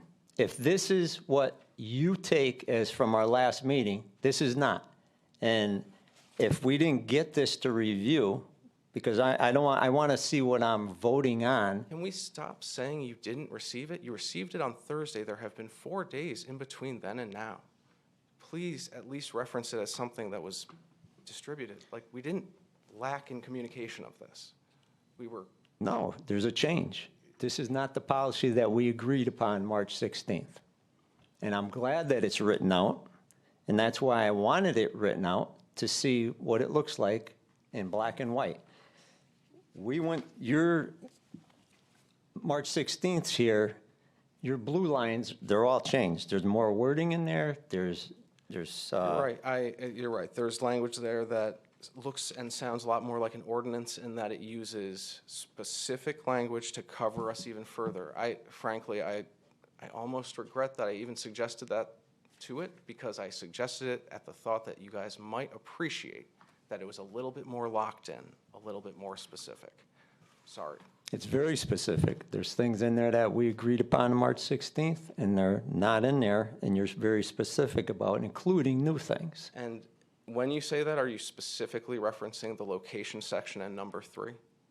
Is there any other item other than location, item 3, that you see as substantively or functionally different than they were previously? I can wait. As the town manager, has the town attorney reviewed this new policy? I'm asking if you figured out any differences, other than the one that you've brought up that I keep saying, the location, section 3. If you want to go through this policy, which I would like to do, You and came make to our the table changes. saying there were changes, that there were changes plural. Can you please reference one change other than location, section 3? You make changes to this, and I would like to make some changes too, if we want to go through this. You have an amendment process. We can discuss what's in the writing, and then you can make an amendment, or you can offer an amendment, and we can vote on it. No, so that's not how open to the that. developing policy doesn't work that way. You work it out, then you present it to us in writing, and then we talk about it. Last meeting, you and I talked. You and I looked at each other and we said, we're going to change the March 16th blue line items to what we can agree upon. We're going to come back next meeting with the policy and have a quick vote. And I tried agreed like- on that. And I tried like heck to get I that. agreed on that. Everything we spoke about in that meeting, I tried like heck to have happen right there in that meeting. I tried. That's everything beyond that us. That's in the past. What's in the present is that the document you brought to us is not everything we agreed upon on March 16th. I'm not sure we have the votes on our side for a document that blocks all of the municipal buildings. And that's why we are where we are. I'm not But we sure. agreed upon something on March 16th, and now it's changed. We nearly had a motion to amend what was there on March 16th that would have accommodated exactly that. And we did. What you are correct in is we did ask for that to be written up into this. And if there's one apology I will make, is that process-wise, this ought to have been starting from the point that it was described during the meeting. And I would then be offering an amendment here and seeking votes to change it to what it is now currently as. Because that's the process that potentially could have been a little bit more reflective of that. It wasn't in any intent to pull the rug out from anyone. I just cannot grasp how Thursday to Monday night is not enough time for less Sorry, than 2 I have pages. a life, Zach. Less than I'm 2 really pages. sorry. I do. I have I a- really am. I apologize. Can you keep it's not referencing that? But you're right. I apologize. And here's the thing. I'm just going to say one last thing, and then I think this back and forth is starting to get out of whack with just procedure. But I'm fine with letting it go, and everybody kind of says their piece. But substantially, the draft policy that we have in front of us is all the same important points that have carried over from the original policy that was in November of 2024 to what we talked about 2 months ago, and that is the procedures and the approval process is all still the same language, same process, same final approvals, removal and maintenance and the timing of that's all still the same. The purpose is fundamentally all still the same. The standards as far as safety-wise, reflective lines and all the visual elements and all of that stuff is the same. The draft policy that we have in front of us, if there's any change to other language, it's merely just clerical or to clarify stuff. And the point of contention is seemingly just what municipal buildings things are on. And we discussed it, and that's apparent in the minutes. We discussed it a couple weeks ago. We certainly did not take a vote on if that was the level of that was going to be the final product. Because I, for one, don't want to limit us to the same reason that the original policy was fundamentally too restrictive by only allowing crosswalks and parking spaces in a public park, of which we only have one park that qualifies. The same reason that was too restrictive, I feel like we are also limiting ourselves and from the creative community from coming forth with ideas if we say no buildings anywhere in town. If somebody comes forward and they want to do something crazy on the side of a fire department building or whatever, we all still can vote to say no. Or the people after us. That all still remains. But by leaving some municipal buildings open, it just gives the public more options to come forward with. And that's why I strongly think that leaving that availability in there is important. And the thing that we can all agree on, and we had public comment about this as well, was let the Board of Education handle their own properties. Fine. We put in language in this based on our conversation here 2 weeks ago that said that this policy doesn't apply to the Board of Ed. That was all incorporated based on everybody's feedback over the last couple meetings. And we can agree on the town hall building. That was trying to build some consensus around public comment from your supporters and from you guys that was something we wanted to stay away from. Fine. But that's really the only point here of anything that isn't in here from the conversation that we had 2 weeks ago. I'm gonna ask town manager a technical question. Since this is a policy that we're working on as a council,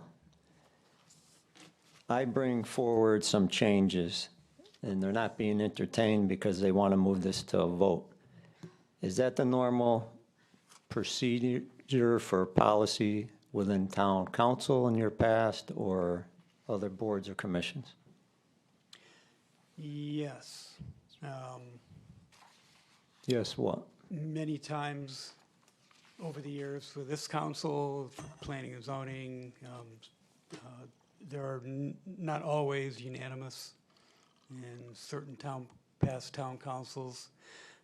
One side presented, the other side countered, and they just went on to make a motion and kind of disregarded. But is it written policy? I'm talking about written policy for a town. That's what I'm referring to. Not disagreements and votes and this and that. Are you aware of a policy that is written that's not fully vetted out, that's voted upon and passed without proper discussion? Thinking here, I don't know. I'm not Okay. aware. I would have to do some research if that's possible at all to find out how that would work. Just in your recollection, that's all I'm asking. No. Thanks. Motion to approve the substitute art policy. Second. Any discussion? Yes. I want to read into the discussion, the March 16th council meeting. There was discussion expanded to cover multiple policy revisions, including excluding municipal buildings and school grounds from artwork placement. It was agreed upon the council to have the staff rewrite the policy incorporating the discussed changes. And I don't think it's accurate that we properly are handling this as a council body. Would you like to make a friendly amendment to make those changes? Is that what you're offering? What I'm offering is I want to have a discussion about this policy and us vet out some of my concerns. Okay. Any other discussion?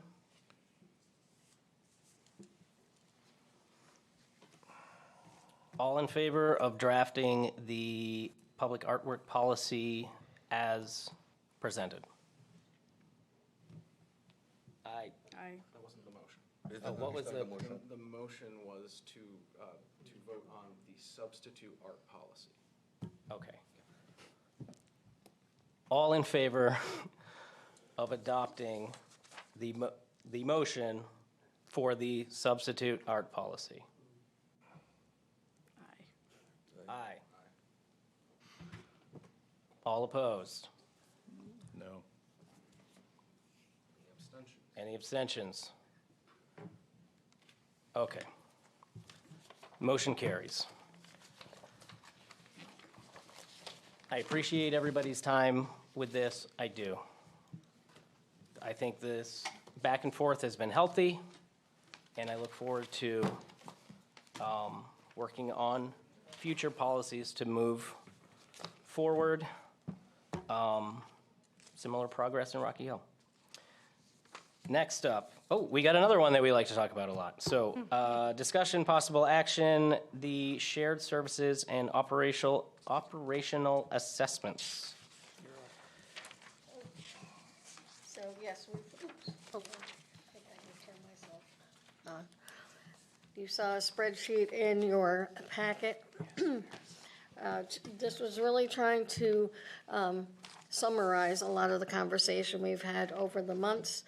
The last meeting we had received from CGR, in particular, the areas of public safety. We had a version for admin. We had a version of police only. Conversation at that last meeting was, would they entertain a possibility of doing police and fire with the admin and operations together.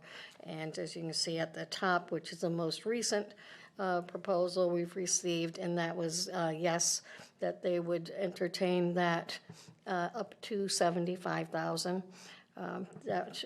I put an extra column in the far right. I guess we'll call it the bang for the buck, so to speak, which is the cost of the proposal in comparison to the dollar amount being impacted by the review.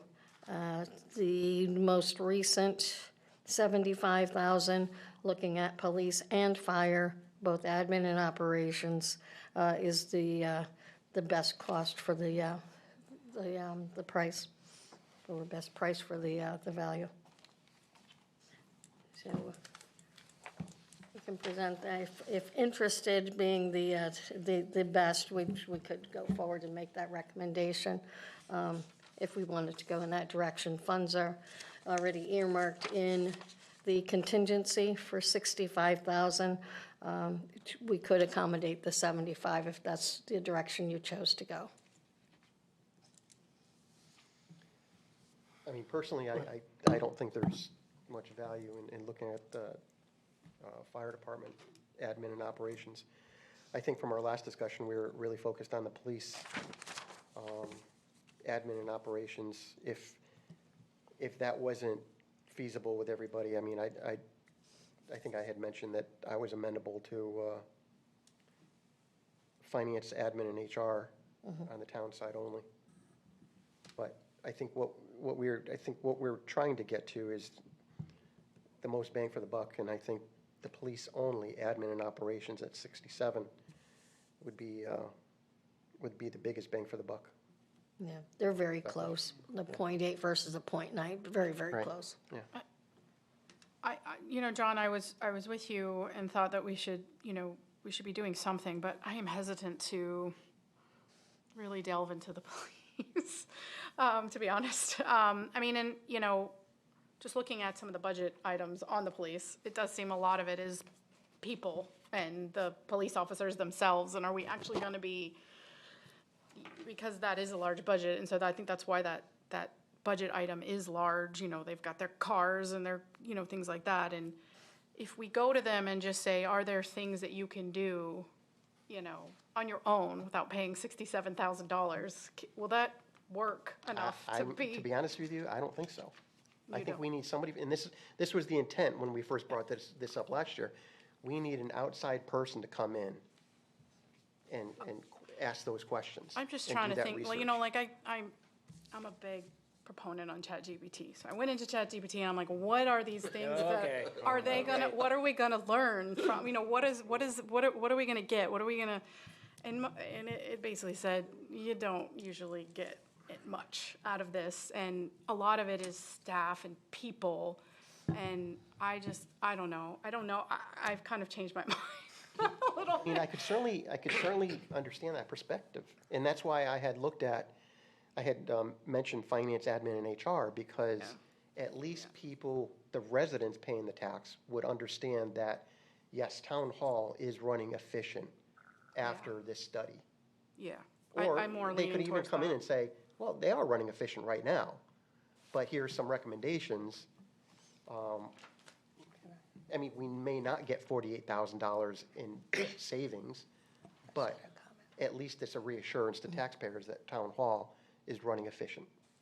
If I may, going along what Melissa Kaplan was saying, that's exactly what Finance and HR did. So if you're looking in your budget for the 26-27, rather than spending the $48,000, we actually did identify a reduction of $50,000 was in the HR, but we're constantly looking at that. So this was, I think, probably that department where if you say, can you do something, and therefore it was done. So I don't know if is that the rationale we want to use to go forward, or do you need a third party elsewhere?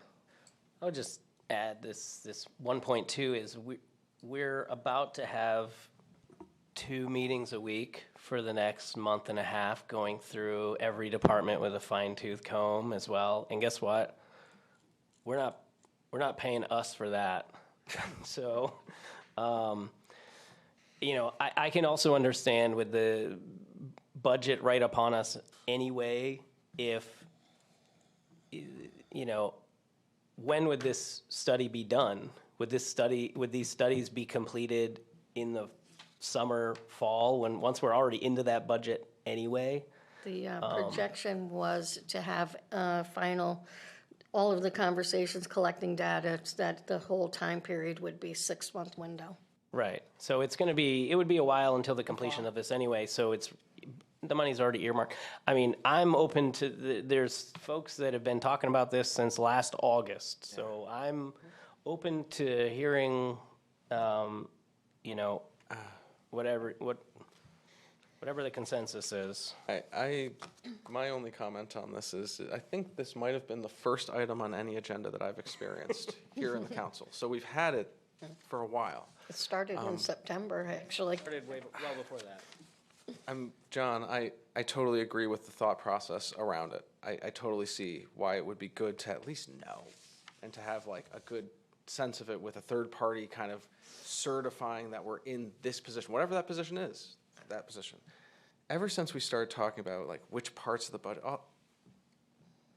I feel like we've lost the plot a little bit to a certain degree. And now we're so far into the season that, as you just said, we're walking into a budget season that we're going to be going over all these things as it is. I'm not. I think I'm kind of agnostic as to the outcome on this. I honestly think that I could be swayed to either vote for us to do something on it just because the group has a consensus on it, or I could be swayed to table it till after the budget, or I don't know. I'd like to do something. Well, my point is, let's table it for the. I don't want to table it. I mean, You're willing to table this one, are you? Not the last one? I'll defer to you guys. If it's an olive branch. I hear you guys' In all seriousness, thoughts. no, I should have started from the beginning and saying, in all seriousness, thank you to both Councilor Emanuel and Councilor Whalen. You have taken a large part of this subject and trying to. And Councilor Prakash, absolutely, who is too. paying zero attention to the town council meeting right now. Listen, if he were paying attention to this meeting, if he's there and he were doing, I'd have a problem with that. I'd have a problem with that. Yeah, he'll watch later. So where do you guys think the best thing for us to be is? So I was going to ask what you two think. I mean, I'll just start. We budgeted 65,000. Yeah. And I think we need to go forward. If there was a consultant sitting on the council that did this for a professional, Right. we could, to your point, I mean, we could interview the directors as they come up for the budget, but we don't. And I think we should feel much more comfortable having a third party come in and do their study based on what they know from other municipalities and best practices. I'm not going to sit here and tell a director how to do Parks and Rec or finance or whatever, because I don't have that knowledge. But if somebody came in and studied their department and said, well, so-and-so does this better, if you tried it, you could save X, we might learn something. Okay. So in terms of directing that $65,000, I mean, can we make a motion and vote to accept whatever the two of you decide? I mean, I want to hear, yeah. Can they do that? certainly They like already talk about it. I think Yeah, the they two already talk of about you, it. if you Go agreed ahead. on something, I would support that. I would support something that the two of Support you that. agreed on. Definitely will support that. We've been going through this, the four of us. We've been on the past council where it started, and we've been talking about this, and we're researching it, and I agree with Council Emanuel. We think a third eye coming in, looking at our town government is a good thing. If it shows that we're all running efficiently, I think that's a good thing too. Shows our taxpayers that we are doing, our directors and our council, our budget and finance people are doing the right thing. But without that, I get all kinds of calls from the public and texts and emails, like what's going on with our budget? Why is it being spent this way?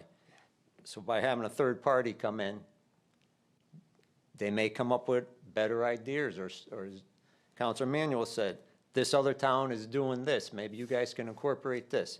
Yes, we're gonna miss this budget that we're going into, but this is future planning.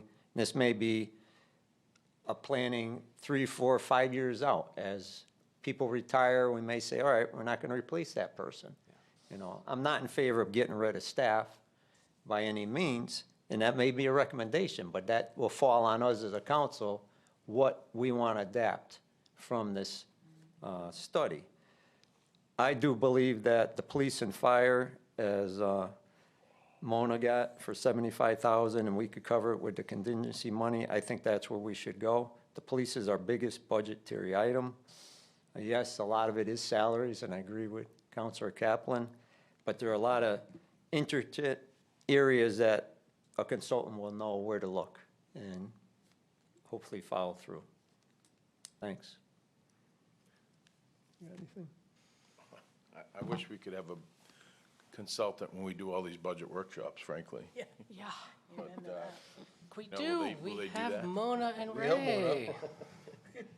No, we do, but, I mean, I'm torn because of the amount of effect it has on the overall budget seems not as large as we thought, because we frankly, when we first discussed it as a caucus, we thought for around 100,000, we could get a full review of everything, and yet for 97,000, we only get 9 million, right?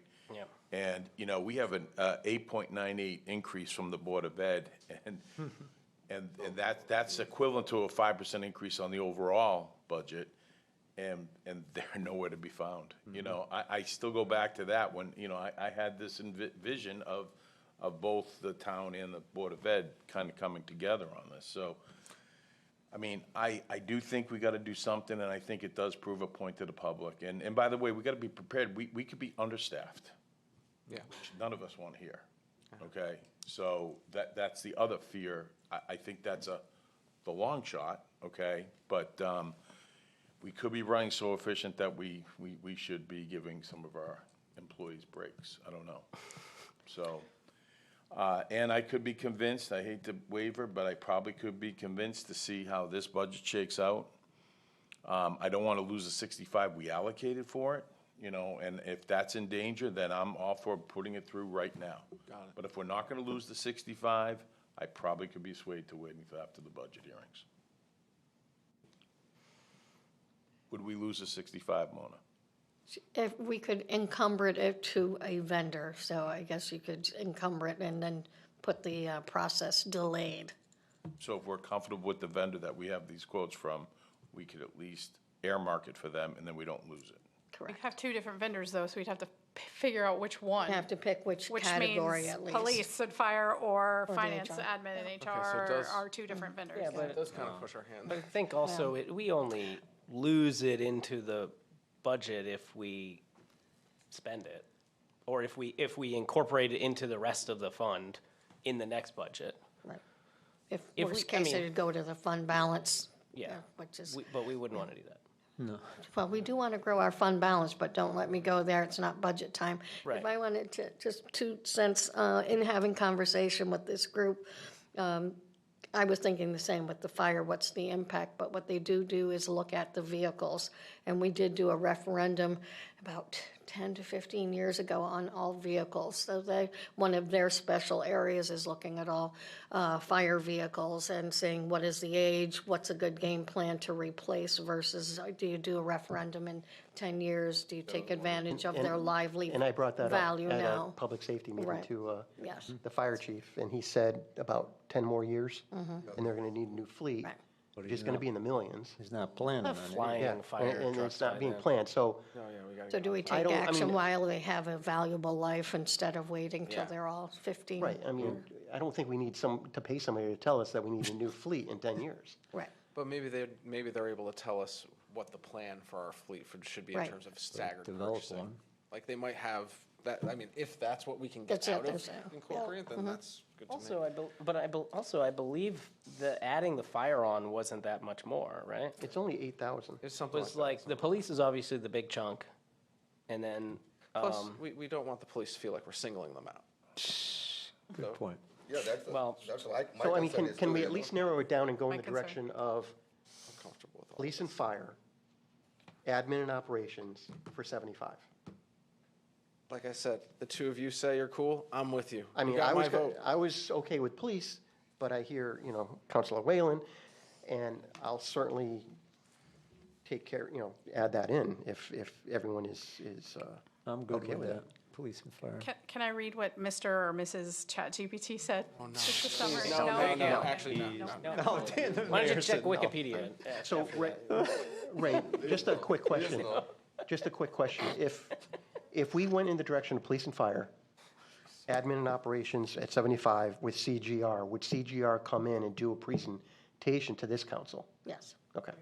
As part of their final in process or before we, Before, just to identify themselves, because there's people here that haven't Yes. heard them. Yes, Okay. in fact, they may want to interview You okay with a that? few. Yeah. Okay. Yeah, that we can do. So do we need a motion to do that?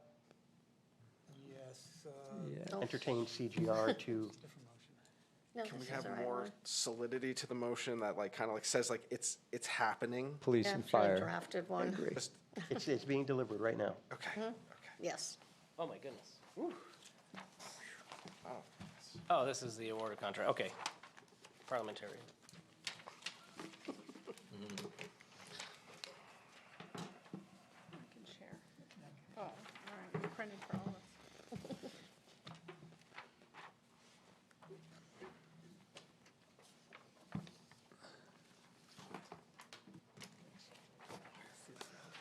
Thank you.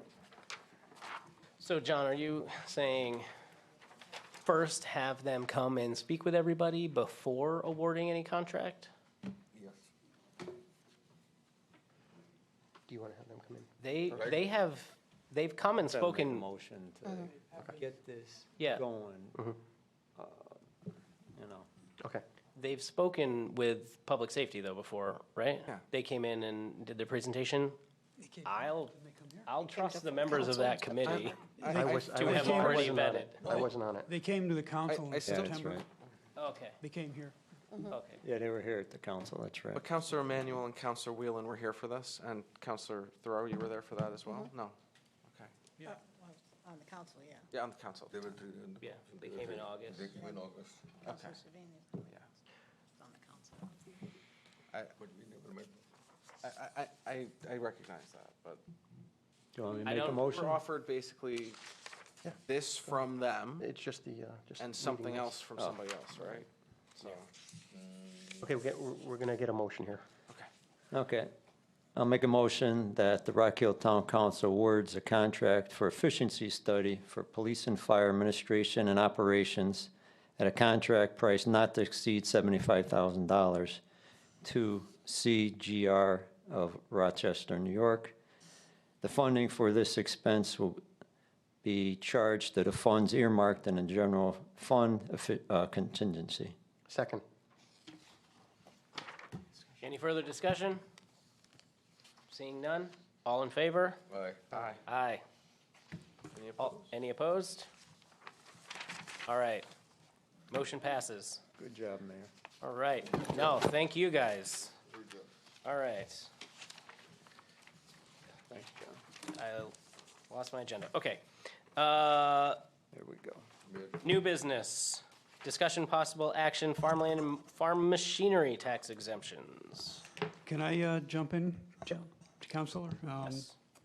Yeah, the state, they had modified their legislation to basically just allow property tax exemptions for farm buildings, used exclusively for farming, to increase up to a tax exemption of up to $500,000. And also for increasing the tax exemption for farm machinery up to $500,000. And I believe what was discussed at the Farmland, Open Space Acquisition Farmland Preservation Subcommittee to move this forward to the town council to amend the current ordinances to reflect the update in the statutes. I have a draft motion if you'd like to, if someone would like to make that motion.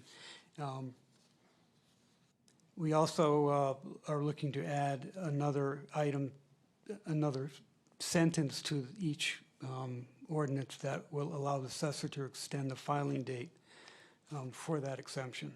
which is not in the current ordinance. Do you mind my asking how long the extension? It's not specified. Okay. Um, Just gives them the discretion to add an Yes. extension? Yeah. That makes sense. Any type of special circumstances, the assessor has the authority to extend the filing date if a farmer misses the filing date. Yeah. And in the past, that's been an issue. Yeah. I believe it also has, you have to have $15,000 in Yeah. income to qualify. Or 15,000 in expenses. Or expense. Yeah, the ordinance references that in accordance with state statute, Right. Yeah. yada, yada. It's really just about the level of which they can The level seem. of the exemption. And to confirm, and you may have said this, apologies, I spaced out for a second, but I'm tired. That it's language that's saying that it can reflect if there's future changes to these state statutes, correct? Change from time to time. Okay, perfect. Yeah. And so, yeah, just to clarify, this, so just to clarify, the state changed the statute around this, and so we're changing ours to align with that, or the state changed to give us the option to, and we're taking that option? The state doesn't write policy that taxes people on their property at the town level, but they write laws that set the parameters within which municipalities can do things. So, The state established a while back a minimum at 100,000. Yeah. Giving the municipalities an option to extend it another 100. And then in 2025, Public Act 25-152, they upped theirs to 250, saying that municipalities can extend it an additional 250 to 500 for machinery and 500 for buildings. And that's what we're doing. One thing that I had asked, I think, 2 farmland meetings ago was for the assessor to kind of go through, if we did max it out, what would be the financial impact? Yes, thank you. That would be that was my only other And I question. think based on, I'm just throwing it out there because this would impact only a couple of active farms. And if it was a large farm with a $500,000 additional exemption and 2 mid-sized farms who needed 300 of that 500, the total exempt value could be, the total exempt value would be $1,100,000. At our current mill rate, it would impact the town about $34,500. And we got to remember that, and this is what I've been saying for a while, and Councilor Whalen can certainly attest. Over the past 10 years, input costs for farming has gone up double and sometimes triple. Meanwhile, their output they can only raise prices single digits. So whatever help we could do, and this is only one of a couple that we're going to be addressing in farmland, but this is the first step into helping them alleviate some of that cost pressure. So if this helps 1 or 2 farms, I think it's well worth the output that they produce with the consumers that use it and pay taxes. I think this more than speaks to itself. I agree. I mean, if we have, we have 2 or 3 pretty good-sized farms that produce food, it's nice to have fresh food that you can go get in our own community, and I think we should support that. Yeah, and I think we've already established ourselves as a farming community, and then we want to do that. I pass a sign every single day on my way home, says Rocky Hill is a farming community. I haven't seen a tractor drive by my house this year yet, this season. And the meadows are drying out a little bit. So how do you encourage that?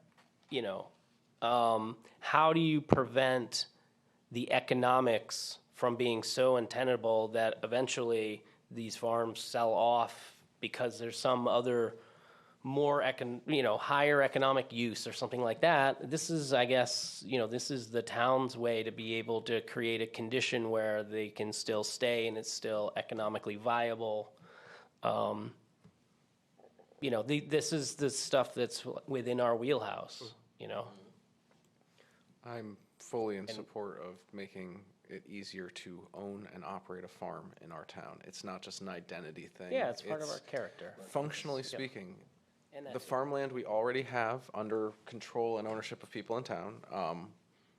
The total output capability of that land is such that if there were ever a regional need for more food output, if there were ever something that changes in our world, it's nice to be a town that has the ability to make a move. So I will always support our farmers. I will always support us giving them better opportunities to stay farming here in Rocky Hill. And so if that's what you guys think this will do, I'm with it. And I'll defer to the, you know, the committee that looks at this stuff all the time, so. I just asked the town manager, you know, obviously this affects me, but do you have the accurate loss that the town would have from, for each one if we change the dollar amounts? Yes. We're looking at a total of, excuse me, of assessed value. Mona just added them up. Of all of them together, an additional Together. 373,000. That's the value Of or the the tax value loss? of the, Of additional exemption. No, how much, So that if would we be the went amount to of tax these we'd lose. new exemption amounts? Yeah, if you Compared to went what to the we're under now. 500, you'd be losing less than 20,000 of revenue. Okay, that's what I the was end asking. number, I think, is the We're important looking at one that the we're what I looking want. for. Yeah, we're looking between like 13 to 18,000. I think our last number from Stewart was at 18. Okay, thank you. That was my question. Dave, you okay? No, she answered the question I did have. So we're going from 100,000 exemption to No, 250. 500. Oh, so we have 250, so we're not jumping in. The 1.1, as the example, was a 500 and two 300s. Yeah. No, I'm good, 20, yeah, I mean, I agree with everything that's been said. Keep it home. All right. Do we have? So there's just multiple copies, Ray, of this? Is that No, what's stapled? no, just one copy. That's the whole package. You just the top is the motion. Okay.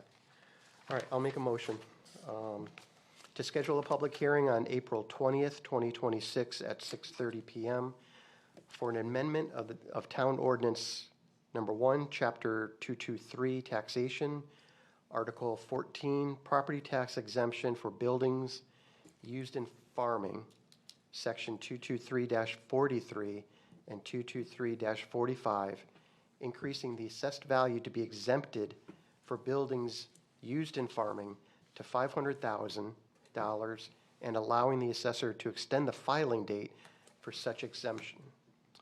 Number 2, Chapter 223 Taxation, Article 13, Property Tax Exemption for Farm Machinery, Section 223-41 and 223-42, increasing the assessed value to be exempted for machinery used in farming to $500,000 and allowing the assessor to extend the filing date for such exemption. Second? All in favor? Aye.